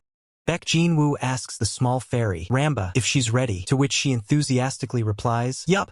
Ramba, in a dramatic display, prays fervently to every deity imaginable, begging for Baek Jinwoo to pull some truly exceptional summons, a ritual she's performed since the Jinya God days. Baek Jinwoo holds a glowing blue summoning scroll, ready to activate its power. With a determined expression, Baek Jinwoo tears open a red summoning scroll, proclaiming, "Time for infinite grinding." After an intense session, Baek Jinwoo lies exhausted amidst a literal mountain of F-rank monster summons, including bats, slimes, and various small creatures. Baek Jinwoo, utterly exasperated, complains that he's torn open 3,600 scrolls in just 1 hour, questioning why nothing significant has appeared and why they are all F-rank. Ramba pokes Baek Jinwoo's ear, sharply dismissing his complaint with an idiot, "Of course not." Ramba stands with her hands on her hips, asking Baek Jinwoo if he truly believes X ranks appear so easily, then sarcastically points out, "Why? You came out on the very first try." Baek Jinwoo, visibly embarrassed, quickly retorts that his own rare summon was pure, stupid luck. Ramba floats near Baek Jinwoo, inquiring if he genuinely knows nothing about the summoning system, prompting a confused summoning system from him.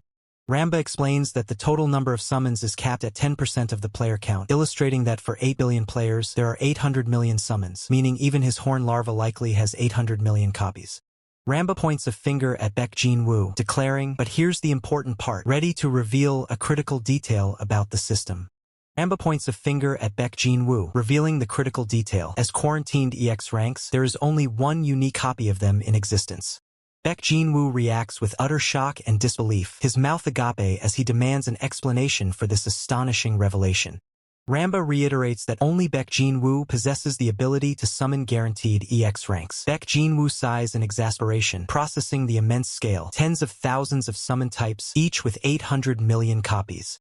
Extreme close-up on Baek Jinwoo's eye highlights the minuscule 0.0001% probability, as he internally questions the impossible task of pulling the single EX rank from such a vast pool. Overwhelmed by the astronomical odds, Baek Jinwoo slumps to the ground in defeat, concluding that winning the lottery multiple times would be a far simpler feat. Ramba, ever the supportive companion, gently pats Baek Jinwoo, attempting to console him and ease his worries. Ramba clarifies the system's mechanics with an example. Once all 800 million copies of a specific summon, like the horn larva, have been acquired, that type will no longer appear in future summons. Ramba acknowledges the inherent difficulty of the task, and Baek Jinwoo, still disheartened, can only offer a resigned agreement. Baek Jinwoo's thoughtful expression suggests he is contemplating a different strategy, wondering if he should switch to opening mid-grade scrolls instead. He quickly dismisses the idea, realizing mid-grade scrolls are both prohibitively expensive and scarce on the market, making them an inefficient option. Baek Jinwoo's hand clenches into a determined fist, a clear physical manifestation of his renewed resolve to push forward. With a fierce shout, Baek Jinwoo tears open another scroll, declaring his unwavering commitment to continue despite the daunting odds. Baek Jinwoo desperately implores the system to yield a summon, while Ramba energetically cheers him on from above the sprawling city skyline. Utterly spent, Baek Jinwoo collapses onto his bed, feeling on the verge of death, as Ramba, ever focused on simple pleasures, expresses a desire for cream bread. In a chibi depiction of his struggle, Baek Jinwoo recounts tearing through 140,000 scrolls in just 2 weeks, a grueling effort that left him feeling close to death, prompting a worried cry from Ramba. Sweat drips from Baek Jinwoo's brow, a visual testament to his relentless and exhausting efforts in the pursuit of his goal. Baek Jin-woo reflects on his dedication, having rented a room near the player's zone solely to continue fusing summons. He mutters about cream bread, then resolves that he cannot rely on his parents indefinitely. Baek Jin-woo slowly sits up from the floor next to his bed, gathering his strength and preparing to continue his arduous journey. Baek Jin-woo declares it's time to head out for more fusing, while Ramba playfully prods him to get up, still fixated on the desire for cream bread. Narrator explains that just as Jamsil Tower transformed into the Tower of Trials, other buildings across the city have also undergone similar transformations. This particular hotel, for instance, has been repurposed into a fusion center, a bustling hub for players to enhance their summons. Jin-woo recalls that this location was once renowned for its luxurious buffet, a stark contrast to its current function as a fusion facility. Players gather in an orderly fashion, patiently waiting their turn at the counter to access the specialized fusion services. Jin-woo holds his queue ticket firmly, confirming his designated number 125. Ramba warns Baek Jin-woo not to mess up and to choose carefully, to which Baek Jin-woo confidently replies that he understands the gravity of the task. The digital display signals their turn, prompting Baek Jin-woo to prepare to enter the dedicated fusion area. Jin-woo steps onto a glowing circular platform, a holographic interface materializing before him, ready to initiate the intricate fusion process. Ramba, fluttering with excitement, eagerly declares their readiness to proceed with the fusion. Baek Jin-woo stands firm, his gaze focused and determined, as ethereal blue lines of energy surround him, indicating the system's activation. System prompt welcomes them to the fusion center, instructing Baek Jin-woo to try fusing his summons. Immediately, Ramba, the wind fairy, is registered into the system. Baek Jin-woo's finger presses down on the yes prompt, initiating the fusion process within the system. The system rapidly consumes numerous F-rank fire lizards as sacrifices, their forms dissipating into shimmering energy that flows into the wind fairy, Ramba, who glows with new power. Baek Jin-woo internally chuckles, realizing the immense quantity of summons required for the fusion. There really are a ton of them, he muses. System notification blazes across the screen, declaring fusion complete as the wind fairy Ramba emerges, now appearing more refined and powerful. The system confirms Ramba's evolution, announcing Wind Fairy EX rank has leveled up to 21, and her intelligence has increased by 2 points, revealing her formidable new form. Baek Jin-woo claps his hands together, a wry smile on his face as he considers the immense effort. Even after grinding up 140,000 summons, she's only level 21, he thinks, slightly dumbfounded. Ramba, brimming with confidence, asks Baek Jin-woo if she looks super strong. He assures her, yeah, our Ramba is the best, but his internal thoughts reveal a daunting truth. Max level is 100. At this rate, it'll take forever. The older man with beard, radiating good cheer, addresses Elder Chun. Man, I feel like everything's going great today, doesn't it, Byungjin? Elder Chun, slightly overwhelmed, stutters, why yes, sir. Internally wondering, why is he so hyped? The older man with beard, holding a stack of papers, confidently declares his strategy. I've got the talent management team set up, he thinks, so for this term, I'm going all in on backing Baek Jin-woo. The older man with beard asks Elder Chun, Byungjin, what's Jin-woo up to right now? Elder Chun hesitates, beginning with an uncertain, well. Elder Chun explains that Baek Jin-woo just keeps opening scrolls. He picks them up today too. The older man with beard responds with a surprised, huh? Still? Elder Chun, looking slightly bewildered, continues his explanation. What? He murmurs, as if processing something unexpected. Elder Chun elaborates on Baek Jin-woo's request. He asked if he could get them cheaper than market price, so I said we'd review it first. He then expresses his dilemma, but lately, the audit office has been side-eyeing us for overspending, so what should we do? The older man with beard ponders the implications, a serious expression on his face. He wants to reinvest a huge sum into low-grade scrolls that nobody is buying, he thinks, weighing the decision. Gripping the papers firmly, the older man with beard concludes he definitely has a reason. He then issues a decisive command, sell them to him at half price. Elder Chun reacts with utter shock, his eyes wide. Yes, sir. Half price, he exclaims, barely believing what he's heard. Elder Chun presses his point, warning, if we give him that kind of special treatment and get caught, as the older man with beard rubs his temple, listening intently. The older man with beard, looking down with a calm resolve, reassures Elder Chun, don't worry about it, Byungjin. The older man with beard envisions a grand future, a thought bubble showing Baek Jin-woo as Korea's national hero, crowned and surrounded by his powerful summons, standing before the Korean flag. In his mind's eye, the older man with beard is celebrated, tossed jubilantly into the air by an adoring crowd, a testament to his unwavering faith in Baek Jin-woo. The older man with beard's hand rests decisively on the desk as he issues a final, firm command. Just do as I say for now. Looking out the window, the older man with beard adds another crucial point and, with a finger to his lips, the older man with beard stresses the utmost secrecy of his plan. Only you, me, Ja, he states, and Taesiab are allowed to know about this. Scene shifts to a bright, open outdoor park, bathed in sunlight, the peaceful atmosphere a stark contrast to the earlier office drama. Baek Jin-woo sits amidst an overwhelming pile of red scrolls, meticulously opening each one. The numbers tick up: 1556, 1557, 1558 as the wind fairy Ramba watches nearby. Ramba, clearly at her limit, cries out, "Jae Jin-woo, how long are we doing this?" Her internal thoughts echo her exhaustion. "I can't feel my hands anymore." Baek Jin-woo, still focused, replies with a grim determination, "Until the day you die, and I die." Baek Jin-woo looks up, startled, as Ramba floats beside him, equally surprised. A new voice cuts through their monotonous task, simply saying, "Hello?" Lady Hua, a woman in a sharp black suit, smiles confidently as she introduces herself. "Nice to meet you. This is our first time face-to-face. I'm Yu Jia from headquarters." A flustered Baek Jin-woo scratches his head, asking Lady Hua, "Ah, right, what can I do for you?" as she stands composed before him. Lady Hua explains her purpose. "I'm here because of the scroll purchase you discussed with the assemblyman." Baek Jin-woo's eyes widen in realization, letting out a sharp "ah." Baek Jin-woo, still processing, brings up the price of the scrolls, a detail he mentioned before. Lady Hua, with a knowing smile, confirms they've already addressed that matter. With an angelic glow, Lady Hua declares that, just this once, the scrolls will be offered to Baek Jin-woo at a staggering 50% discount. Baek Jin-woo is utterly floored, exclaiming in disbelief, asking if she's serious. Lady Hua maintains her composed smile, hinting that there's even more good news to come. She reveals they've allocated an additional 100 million won from their talent management budget specifically for Baek Jin-woo's support, leaving him utterly speechless with a shocked, open-mouthed expression. In a chibi moment, Lady Hua cautions Baek Jin-woo to keep this information strictly confidential. Overjoyed, he enthusiastically agrees, assuring her he'll keep it a secret. Lady Hua then emphasizes that this generous offer is a gesture for their ongoing relationship. Baek Jin-woo, still blushing, confirms he understands perfectly. Lady Hua, with a satisfied smile, begins to walk away, leaving Baek Jin-woo to ponder the implications of their conversation. Under a clear sky, Baek Jin-woo watches Lady Hua depart, a small fairy companion perched on his shoulder, reflecting on the significant support he's just received. Baek Jin-woo holds a red scroll, a thoughtful expression on his face, realizing the extent to which the assemblyman is committed to his advancement. His tiny fairy companion lies on the ground, seemingly exhausted and calling out Baek Jin-woo's name in distress. A chibi Baek Jin-woo is seen amidst a mountain of torn scrolls, grimly determined to continue until he pulls the elusive drill instructor and flame dragon summons.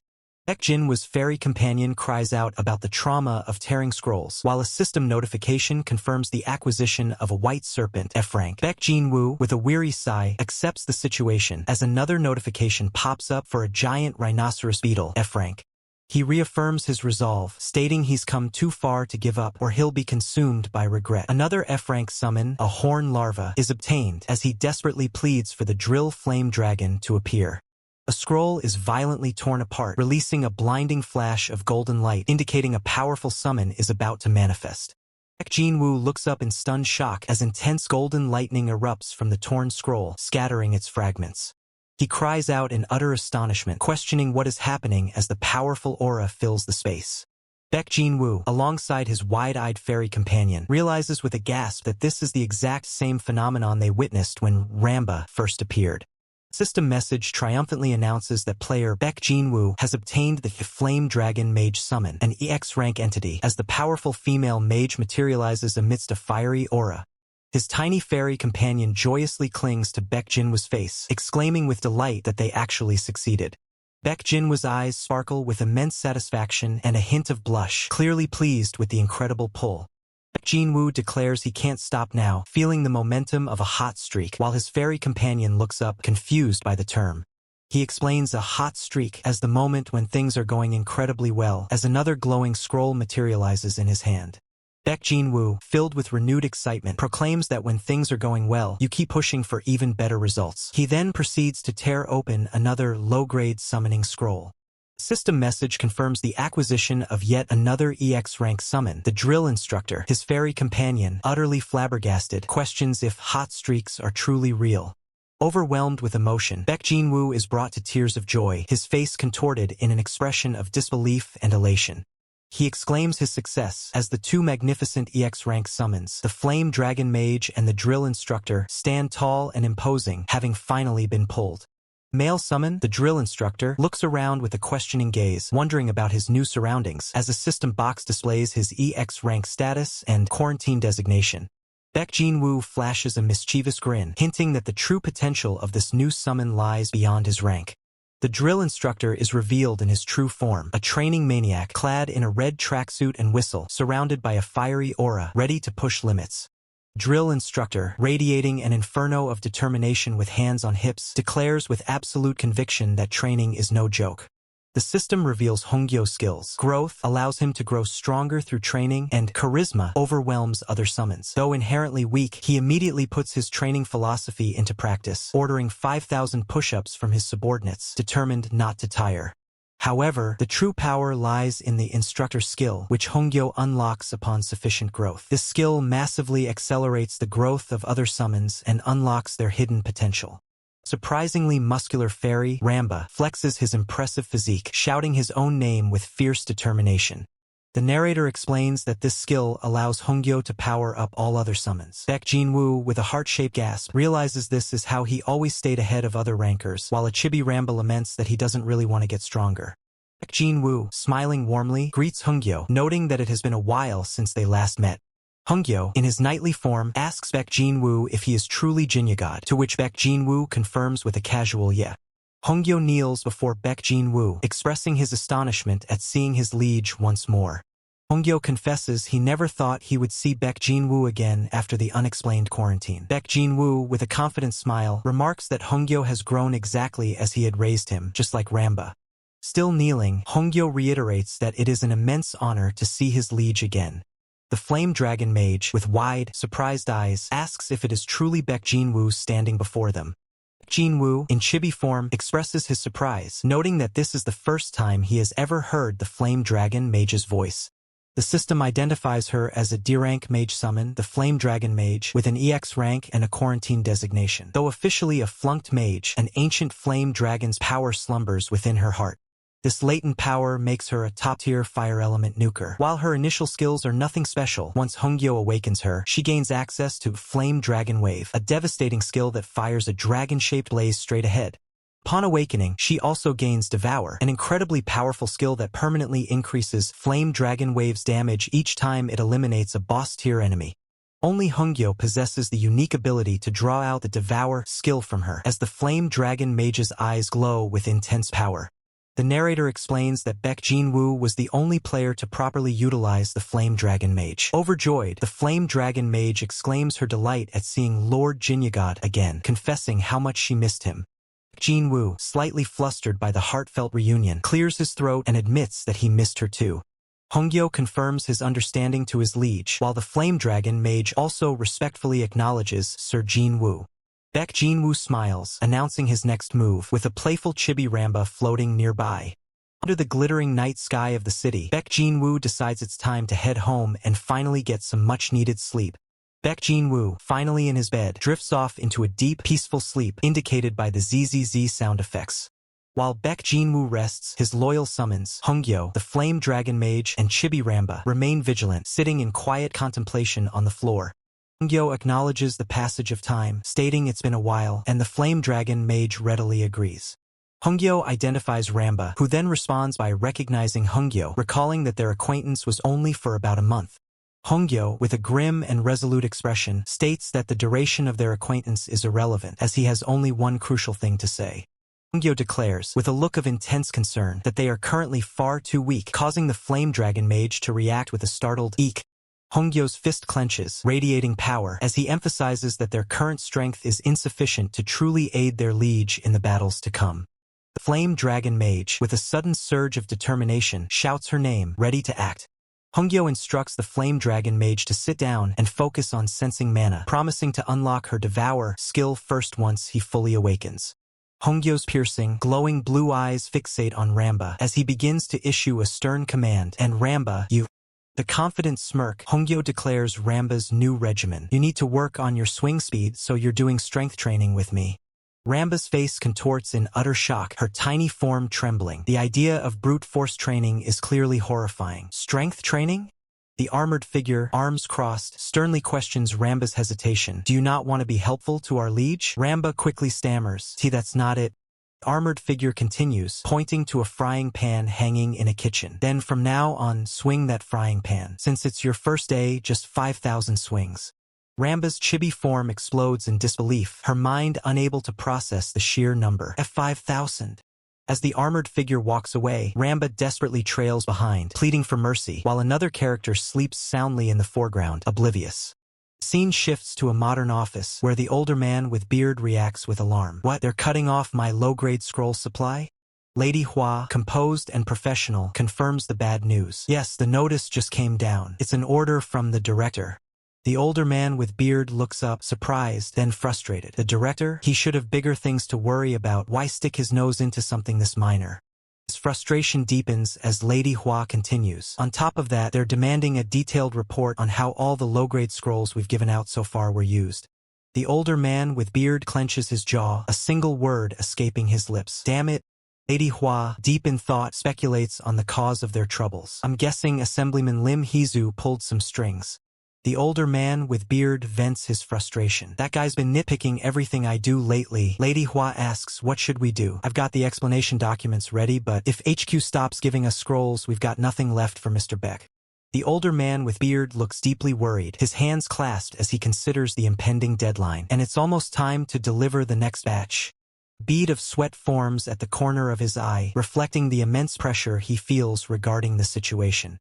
Suddenly, a thought strikes the older man with beard, his eyes widening as he calls out a name. Baek Jin-woo. Lady Hua turns, a puzzled expression on her face, questioning his sudden exclamation. Huh? She leans in slightly, her curiosity piqued. What's wrong? The older man with beard responds, a new resolve in his voice. I don't think I'll be needing low-grade scrolls anymore. He looks away, his expression hardening with determination. More importantly, his gaze falls on his phone, where a message from Baek Jin-woo is visible. He declares with conviction, Lim Heezu, I need to settle this with that guy. Scene transitions to a vibrant, sunny landscape, revealing the location, Gwanaksan near Seonbui Station, Gwacheon-si, Gyeonggi-do. Baek Jin-woo, dressed in a tracksuit, smiles confidently as he surveys his surroundings. So this is a normal dungeon. A system interface appears, detailing different dungeon types. First, weekday dungeons for farming materials tied to each day. Next, the ominous Tower of Trials is displayed, far more challenging than regular dungeons, pushing players to their limits. The rewards are incredible, but the death rate is just as high. Glowing blue portal, representing the Tower of Trials, shimmers into view, and that's what I'm going to challenge this time. Baek Jin-woo walks through a lush forest, reflecting on these dungeons. Back when it was BOS, we called them stage dungeons, but in reality they just randomly appear. He glances at his phone, showing party recruitment posts, but dismisses the idea. You can run them in a party, but I don't really need to look for one myself. Glowing blue portal stands before him, marked by caution tape, signaling his entry into the challenging dungeon.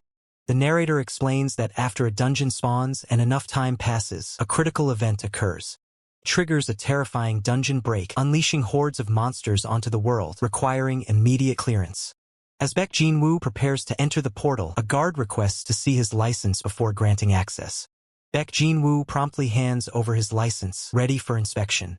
The guard confirms Baek Jin-woo's credentials, giving him the all-clear to proceed. A final warning to be careful, Baek Jin-woo steps through the shimmering blue portal, entering the unknown depths of the dungeon. The dungeon's true nature immediately assaults Baek Jin-woo's senses, the air crackling with raw, chaotic energy. A sharp, metallic clang echoes as a weapon strikes hard, indicating the immediate danger within. Baek Jin-woo observes the chaotic battle unfolding, armored warriors clashing against grotesque, green-skinned monsters. Realization dawns on him. This is a subjugation dungeon, designed for relentless combat and overwhelming enemy forces. The savage roars of the orcs fill the air as they surge against the defenses, their attacks relentless. Baek Jin-woo recalls his time in BOS, where the battles felt like a mere game. Here, the brutality is undeniable. A knight falls, impaled by an orc's blade, as another desperately cries out for healers to save their comrade. Baek Jinwoo's expression hardens as he commands himself to focus, to rely on the instincts and skills he has always honed. A surge of vibrant blue energy erupts from Baek Jinwoo, hexagonal patterns swirling around him as he prepares to unleash his power. The green aura emanates from a fairy-like being. Flames ignite around another formidable figure, preparing for the impending battle. Baek Jinwoo stands ready, surrounded by his newly summoned forces, the EX rank Wind Fairy, the formidable EX rank Training Instructor, and the fiery EX rank Flame Dragon Mage. The system announces the summoning of additional D-rank allies, the Golden Fairy and the powerful Minikong, bolstering his ranks further. The system highlights the exceptional quality of these D-rank summons, noting them as top-tier tanks and healers, a clear upgrade from previous sacrifices. Baek Jinwoo commands Ramba, the Wind Fairy, to grant Hongyo an attack speed buff, and she enthusiastically agrees. The Flame Dragon Mage, Hongyo, responds with a fierce affirmation, ready to execute Baek Jinwoo's orders. Minikong roars, enveloped in a vibrant green aura, as Baek Jinwoo directs his summoned beast into the fray. Minikong launches itself over the fortress walls, green energy blazing, as Baek Jinwoo notes the predictable patterns of this orc subjugation dungeon. A blinding explosion of green energy erupts, obliterating everything in its path as Minikong's attack devastates the enemy lines. Minikong, still glowing with residual energy, faces off against a hulking orc warrior, ready to endure its assault. Massive Orc brings its weapon down in a thunderous blow, which Minikong deflects with a burst of green energy, the impact shaking the ground. Ramba watches with concern, but the training instructor's eyes glow with resolve as he unleashes a powerful command, ready to strike. A blinding green slash tears through the battlefield, cutting down multiple orcs in a single, devastating sweep, leaving a trail of destruction. Training instructor lunges forward with incredible speed, his form alight with green energy, eyes burning with fierce determination as he closes in on his next target. Baek Jinwoo watches, impressed, realizing that Hongyo's EX rank power operates on a completely different level than in his earlier days. A subtle, confident smile plays on Baek Jinwoo's lips as he considers the true extent of his summoned ally's power. A fairy-like being, radiating a gentle light, descends towards a formidable castle. Below, a monstrous figure stands ready, a massive blade poised for a devastating strike against encroaching foes. Two armored knights, their faces etched with awe and perhaps fear, exclaim about the overwhelming strength of their allies. Hulking, ape-like creature, eyes burning with rage, lunges forward with a massive club, ready to crush its opponent. The fairy-like being glows with an ethereal energy, its presence bolstering the surroundings with HP plus buffs. A playful fairy taunts its unseen foe, surrounded by whirling blades and axes, seemingly unfazed by the chaos. Young man, Baek Jinwoo, peers from behind a wall, admonished by someone to stop fooling around. Below, a knight engages in a fierce battle, while another figure, the fairy, is seen near the castle. A monstrous threat looms. A figure, engulfed in fiery energy, holds a complex, star-shaped artifact, a warning issued to not ruin their clothes. The figure, now revealed as a woman with fiery red hair, prepares to unleash a powerful attack, her eyes burning with intensity. Monstrous visage of pure flame erupts, a terrifying force unleashed. The system announces, Flame Dragon Wave, fires a dragon-shaped blaze straight ahead. Below, monstrous figures are consumed by the inferno. A heavily muscled, monstrous warrior with glowing red eyes stands defiantly amidst the flames, its body scarred from battle. Powerful kick connects with brutal force, shattering the ground. A swordsman, cloaked and with glowing eyes, unleashes a devastating series of strikes amidst the chaos of battle, drawing blood.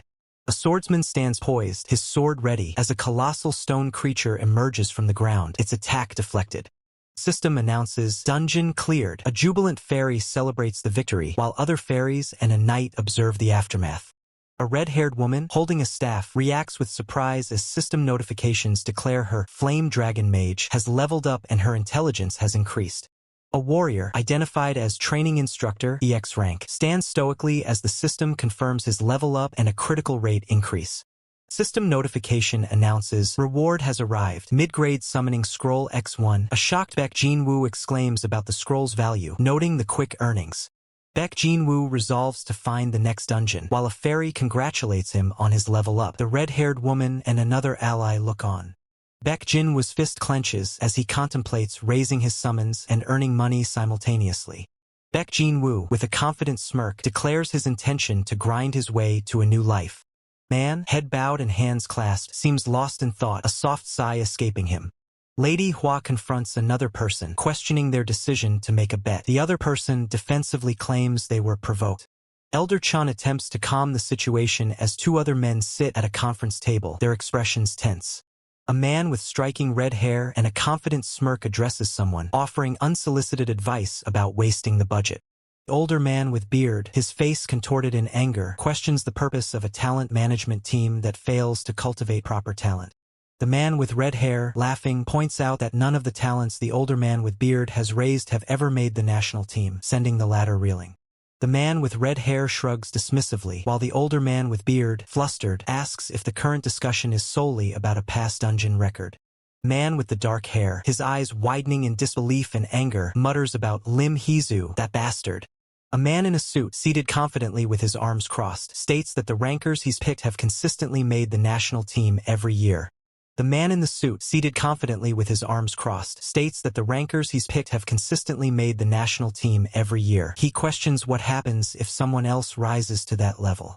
His opponent grins, clearly amused. Hey, wanna bet on it then? The first man's eyes glow ominously as he reminds him there's a max of 10 national players, right? He continues, his gaze sharp. Let's see whose talent places higher when the rankings come out. The other man simply replies, fine by me. Tension escalates as the two men, eyes burning with ambition, make their wager. The loser publicly admits the other is better and resigns, or pays a $1 billion penalty. A smaller figure in the background, Miss Lin, pleads, please don't fight. Lady Hua, dressed impeccably, interjects, don't tell me you're betting on that Baek Jinwoo guy? She admits he's impressive but adds, compared to the current rankers, he's still lacking. At the end of the day, he's just a gamer. The man with the beard, Elder Chun, sighs. I know. Pauses, his hands clasped, before continuing, but he looks directly at Lady Hua. I believe in Baek Jinwoo. As long as we support him properly, he'll give us huge intel, no doubt. Lady Hua turns, her expression shifting as a frantic man. An assemblyman rushes through a doorway. Assemblyman? She asks, turning back to Elder Chun, what is it? The assemblyman, eyes wide with urgency, blurts out, you asked us to find a player who's been solo clearing D-rank dungeons by the dozens lately. Elder Chen's jaw drops in disbelief. It turned out to be Baek Jinwoo? Lady Hua stares, stunned. What? Lady Hua exclaims, her eyes wide with shock. He's only been registered for a month, and he's already clearing D-rank dungeons in under 5 minutes.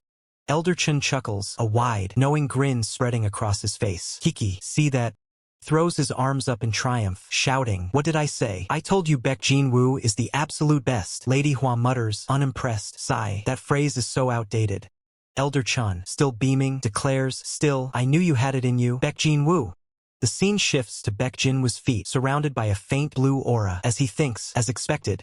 Jinwoo stands confidently, a slight smile on his face, appearing ready for anything.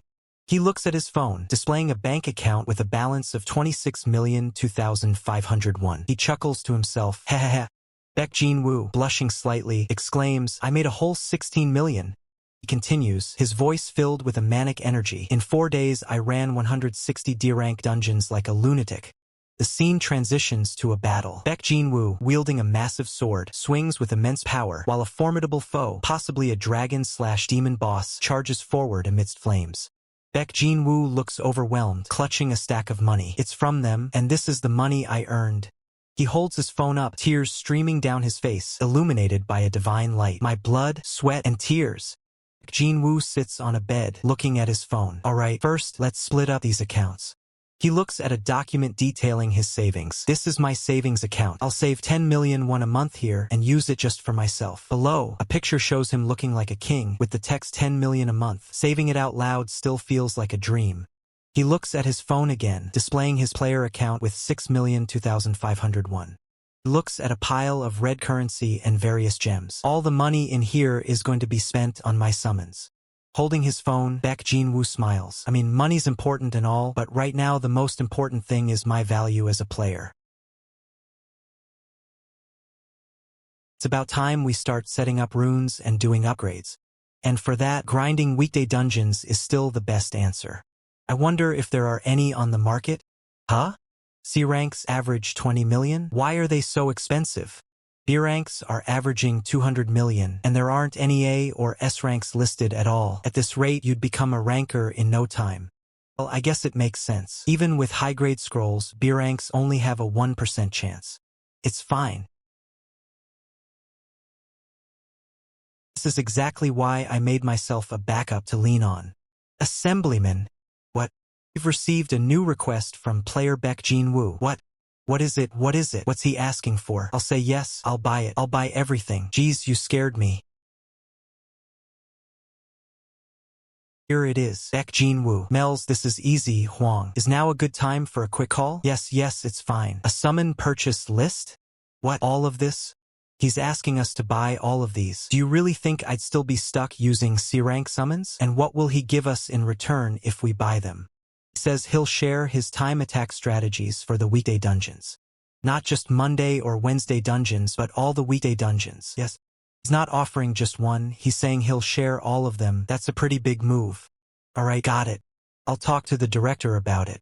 Ah, you dusty old fossil, you senile old man. This is why our country is always stuck in last place. What's wrong with him? It didn't get approved. Honestly, it was a bit much. Erga, if only every assemblyman had this much passion. What did the director say? How are we supposed to clear it without the summons? But if that intel's real, wouldn't it be insane? It'd be absolutely colossal, and HQ is too stupid to even see that. I really don't like the sound of this. Selling that kind of jackpot intel to HQ for a measly 1.3 billion, doesn't that feel a bit off? Assemblyman. What if I just pay for it myself? Alright, now that I think about it, she grew up receiving every kind of chaebol education Dizong could offer. What interested her more than corporate control was players. And lately, the player she finds most fascinating is, of course, Baek Jin-woo. He knows way too much to call him a mere beginner. And he's bold enough to negotiate directly with the country. What if we set up a one-person management company just for him? Invest aggressively so he can fully leverage his intel and then share the profits. Run it completely differently from this current talent management team. Are you sure? That's a lot of money. Are you worried about my bank balance right now? Haha, as if I would be. You don't need to worry about my money. But before that, I should meet Baek Jin-woo one more time. Lady Hua sits, deep in thought, contemplating her next move. Her gaze sharpens with a calculating glint. And please enjoy your time. Yes, thank you. Headquarters is really putting in the effort, huh? I'm contacting you about your previous request. Shall we talk in person about the details? I'll send you the place and time. Can't believe they moved this fast off a single bit of info. Couldn't have been easy money either. Thanks to that, I'm getting invited to a fancy restaurant on par with a 5-star hotel. And treated so well I don't even know what to do with myself. This kind of treatment really makes you want to share more intel. You're here, Mr. Jin-woo? Yu-ja. I almost fainted when I looked her up beforehand. Family background. Yu-ja, daughter of the CEO of the world-class Dizong Group, aiming to become a player and taking over management. News genius of the century. Yu-ja enters player HQ with top marks. Ability. I never imagined a third-generation chaebol heiress would be working at headquarters. Thank you for coming. Huh, you're alone? Yes, because what I came here for today, Mr. Jin-woo, isn't on behalf of HQ. So unfortunately, it's going to be hard for headquarters to keep supporting you. I'd like to make you a proposal. I want to establish a one-person management company just for you. A one-man management company? That's actually a pretty good offer. Unlike HQ, which has to act conservatively.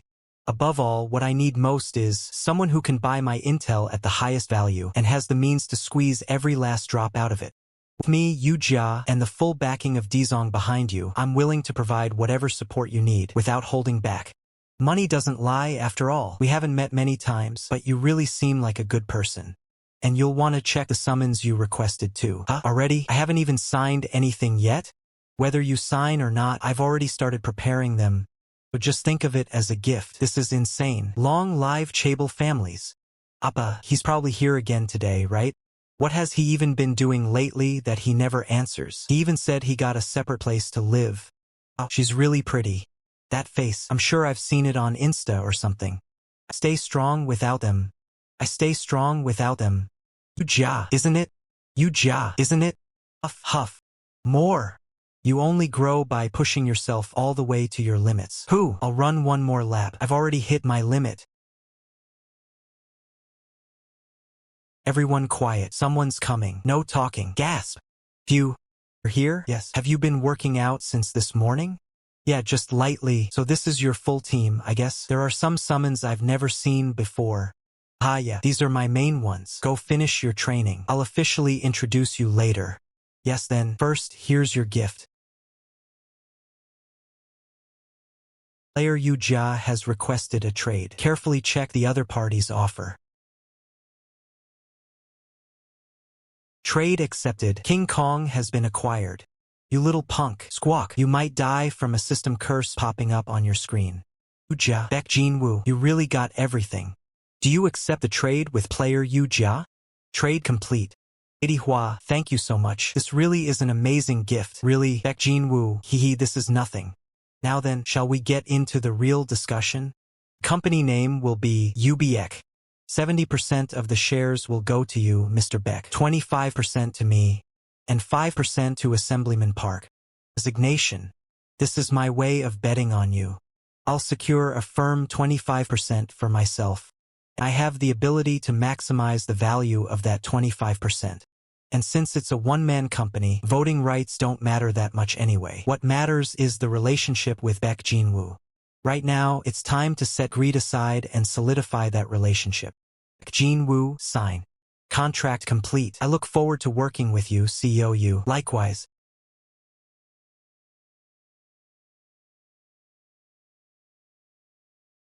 Huh? What's going on?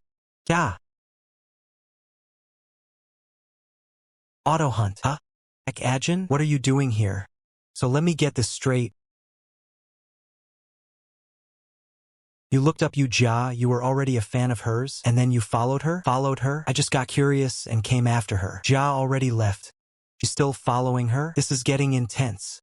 And then when you got here and saw me, you secretly watched from the side? This is quite the revelation. Fine. Yes, that's exactly what happened. What about you? What did you do? How were you with her? How did that even happen?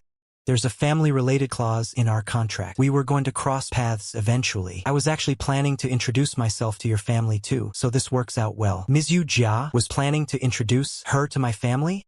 Tell me already. Ah, the truth is, Papa used to be a somewhat famous gamer. That's right. Is it that old phone game you played forever back then? Huh? No, that was a different game. I only played boss for about a year. I still can't reveal that I'm Jinyagod. Even 1 year is insanely long, though, for that trash game. So all that time I wasted on games is paying off like this now. It's not that I don't trust them. The family that took care of me for 3 whole years, I can't just drag them into danger without thinking. I need to become strong enough to protect them first. I'll reveal who I really am after that. But why are you only telling me this now? I was gonna tell you anyway. There's a good reason for it. Okay, what's there to hide? I'll explain everything to Mom and Dad too, so please keep this a secret for a while. This is quite the scene. Even the shadow elf is reacting. He's reaching out. And about that shadow elf, why is she acting like that over there? A massive shadow wolf appears, and the shadow elf is clearly startled. What is this power? Shadow wolf? There was a summon like that too? Makes sense if you don't know. It's B rank. How am I supposed to get a B rank? We've got everything except what doesn't exist. She seems quite perplexed by the information on her phone. Dear brother? Yeah, you want me to buy this? B Shadow Wolf for 500 million? Just wait a bit. Look at you trying to act cool now that you're a gamer. Forget it. I'll just save up bit by bit and buy it myself. Just don't cry from getting hit over later. Training's over, let's go. This feels weird. It's like Appa. A sudden surge of energy erupts. What's this? This is the gear Mr. Baek Jinwoo will be wearing for each weekday dungeon from now on. Information. We're going to sell these videos at premium prices, and for that, this cutting-edge gear is exactly what we need. A faint hum emanates from the gear. The scene shifts to a holographic display of a dungeon, with Baek Jinwoo observing. It's stretchy and lightweight too, so it shouldn't be uncomfortable. Oh, recording ready. This is way more embarrassing than the filming itself. It's my first time doing the Monday dungeon, so I'm not sure if it'll be super clean, but is that okay? By the way, is it okay if I break the national record the moment I go in? Pardon? Yes, didn't she just say it might not go smoothly? Relax, I'm really fine with it. Just do it naturally based on your memories from your gamer days. Got it. The current Korean record for the Monday dungeon was in the 7-minute range. This is going to be an easy clear. Monday Dungeon, the only dungeon that drops attack-related runes. So clear time is directly tied to ranking. Like in most games, attack runes are crucial in boss fights too. Without them, you can barely do anything at all. There's a reason they called it a trash game. This is a defense dungeon. Normally, you just survive against the undead horde for 30 minutes, but there's a reason clear time still matters. It's called a defense dungeon. At this point, going straight for the boss has basically become the standard strategy. Baek Jin-woo looks towards a holographic interface.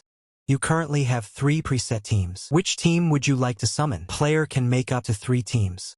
Would you like to summon? This is your preset Team A, Team B. I already set them up in advance for player use, PvP, and weekday dungeons. Combat Aid, C rank, has been summoned. Training Instructor, X rank, has been summoned. Minikong, D rank, has been summoned.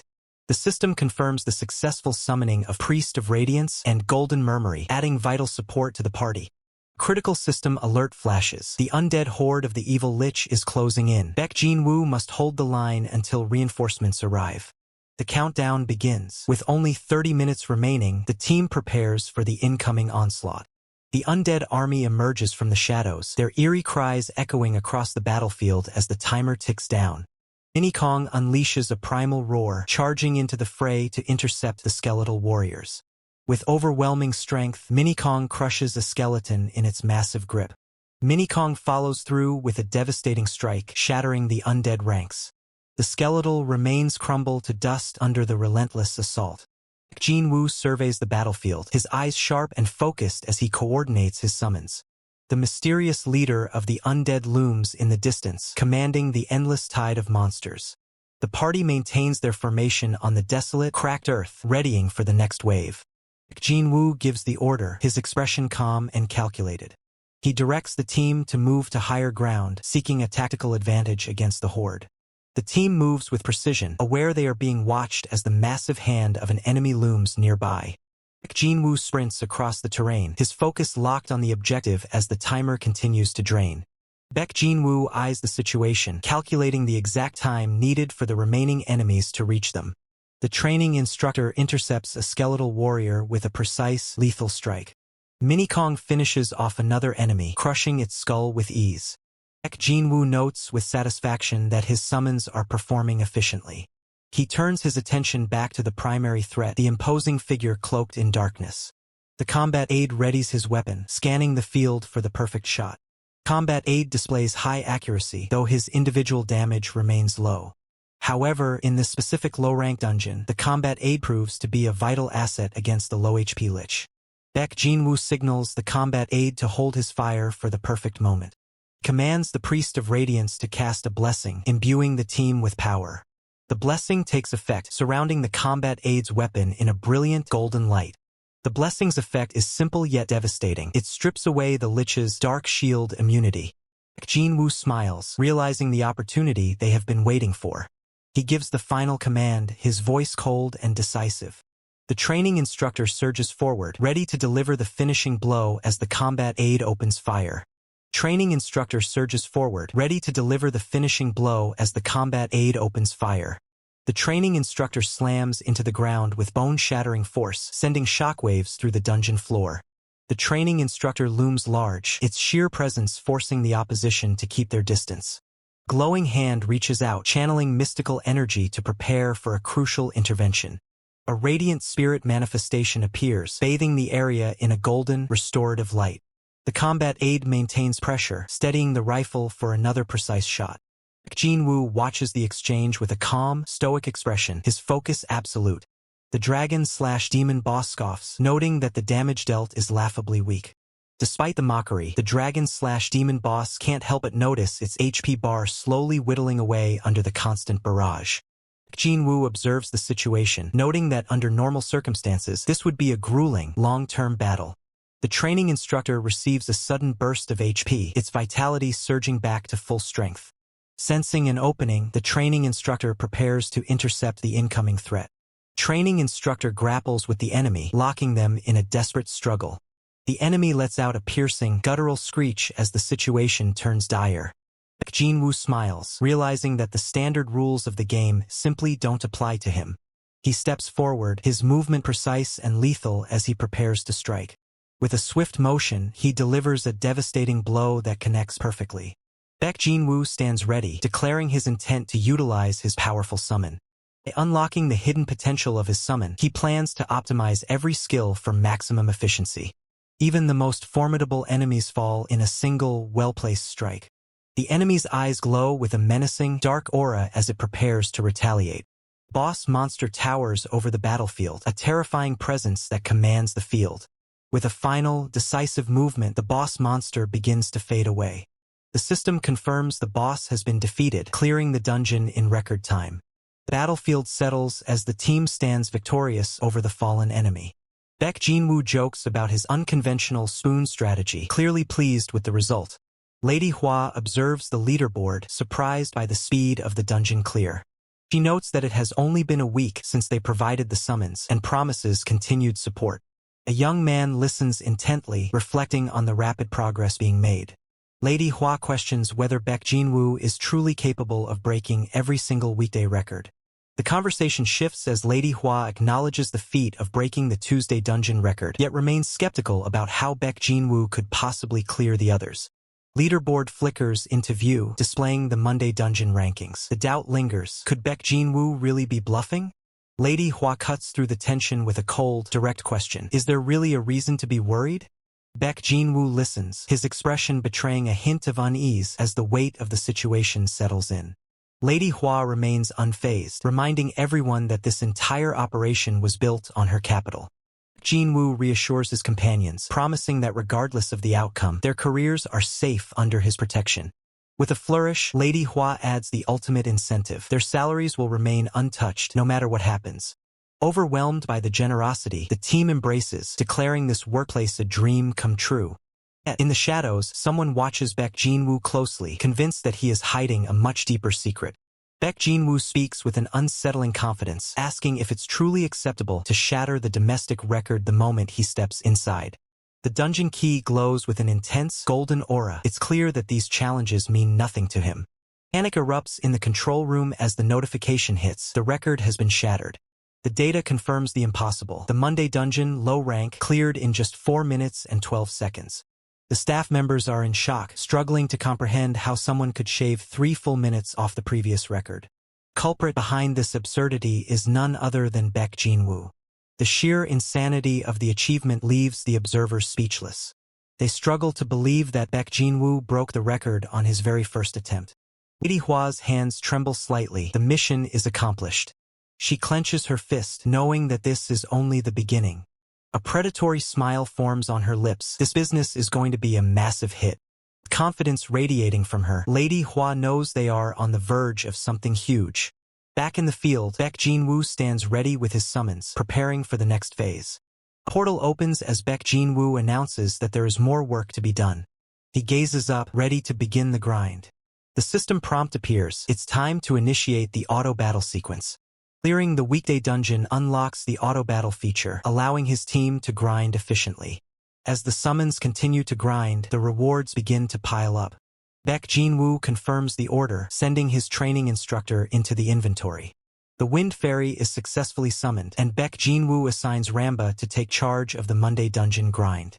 Fairy questions the decision, asking why Hongyo isn't handling it, only to be told that Hongyo is busy training the others. The atmosphere is tense, filled with the surreal sight of a life flashing before their eyes as the group struggles to maintain their composure. The memories flood back, overwhelming the senses as the weight of the past bears down on them.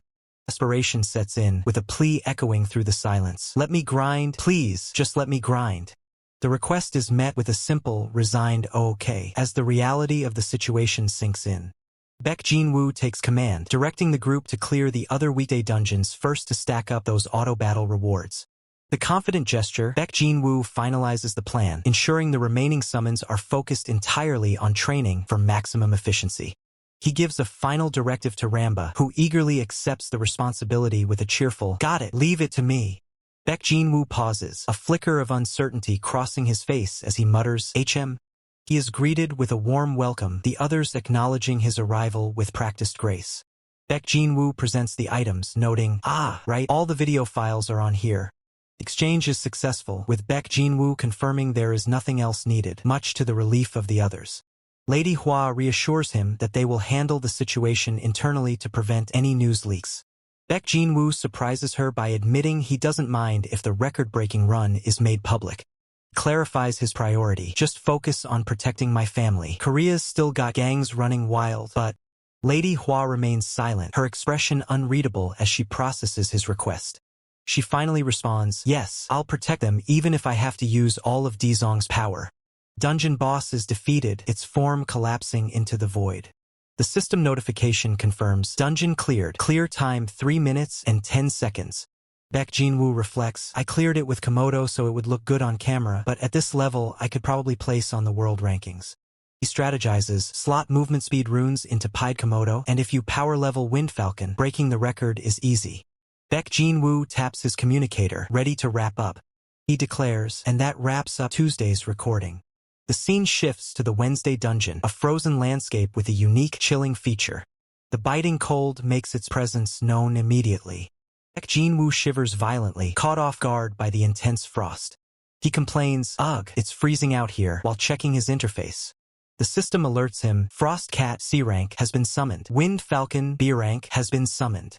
Summons continue. Titanium Golem B rank has been summoned. Horn Fairy C rank has been summoned. The final edition appears, Flame Dragon Mage EX rank has been summoned. Baek Jin-woo stands proudly with his newly assembled team, ready to conquer the frozen challenges ahead. Baek Jin-woo narrows his eyes, scanning the treacherous, snowy terrain as a pack of savage monsters lunges from the blizzard. Baek Jin-woo commands his Titanium Golem to fortify its defenses, bracing for the impending onslaught. With a flick of his wrist, Baek Jin-woo summons Wind Falcon, imbuing his team with a surge of movement speed.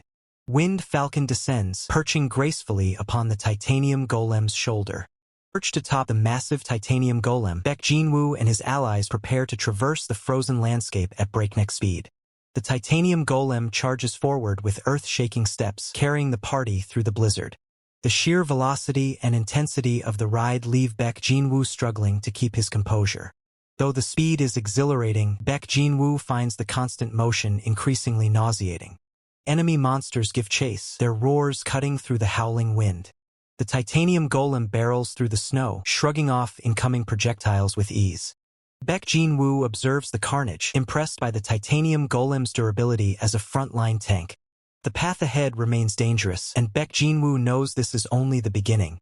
The Titanium Golem delivers a crushing blow, shattering the icy obstacles blocking their path. By forcing a shortcut through the terrain, Baek Jin-woo successfully cuts down their travel time significantly. Baek Jin-woo signals the Flame Dragon, readying the team for the final confrontation. The tension rises as they approach the boss's lair, leaving the team on edge. Titanium Golem leaps into the arena, radiating a blinding aura of power.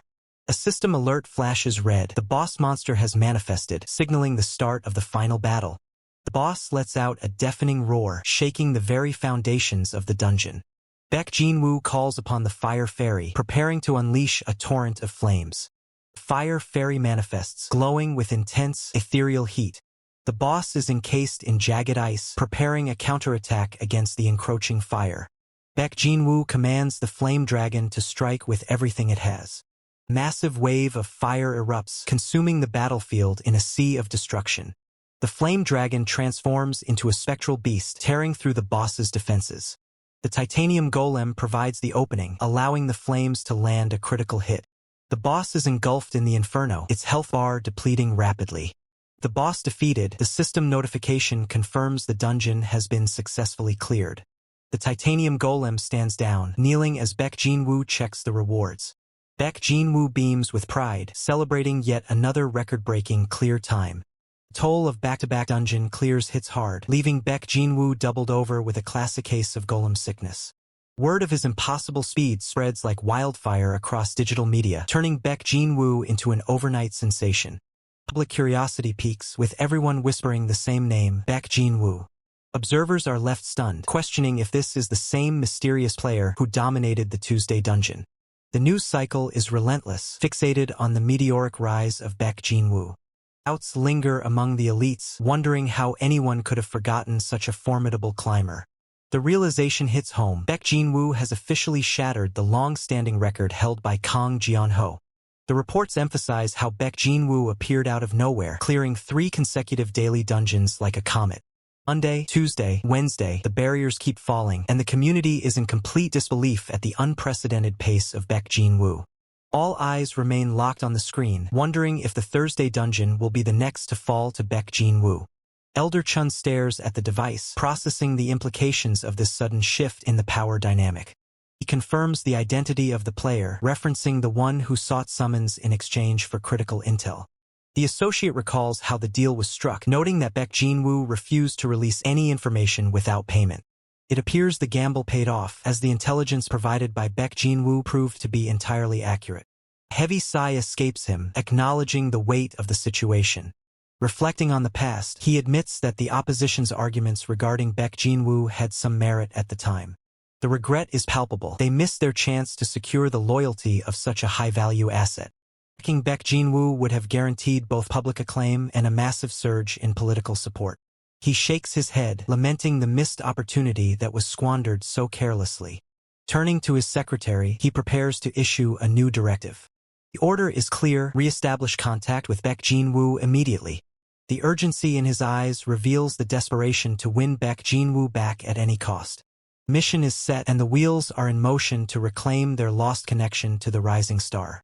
Tuesday dungeons are known for yielding valuable refining agents, a resource essential for growth. Baek Jin-woo continues his relentless grind, moving through the harsh landscape with practiced efficiency. Thursday dungeons provide skill books, though they lack the unique potential unlocking traits found elsewhere. Baek Jin-woo consults with his companion, discussing the specific skills that can be drawn out. Despite the limitations, the sheer volume of useful skills makes the dungeon run highly profitable. With the Sunday dungeon behind him, Baek Jin-woo is more than ready to move on. He relaxes, enjoying a drink while noting that the Thursday dungeon is significantly easier to manage. He finds that taking Sundays off is the better play, allowing him to rest up for the challenges ahead. But the so-called Easy Thursday dungeon has other plans, triggering a series of intense red warning alerts across the area. A colossal, rock-skinned behemoth emerges from the debris, letting out a roar that shakes the very foundations of the dungeon. He notes that this boss is a nightmare, possessing an absurdly high defense stat that makes standard attacks feel useless. The standard strategy usually involves deploying B-rank White Wolves to chip away at that armor with their defense reduction skills. He initiates the summon for the B-rank White Wolf, but he knows there is a catch to this conventional approach. His summoned creatures materialize on the battlefield, ready to execute the tactical plan against the massive threat. He directs the flow of combat, his mind already calculating the most efficient way to dismantle the boss's defenses. The boss slams its massive fist down, the force of the impact tearing through the ground and sending shockwaves in every direction.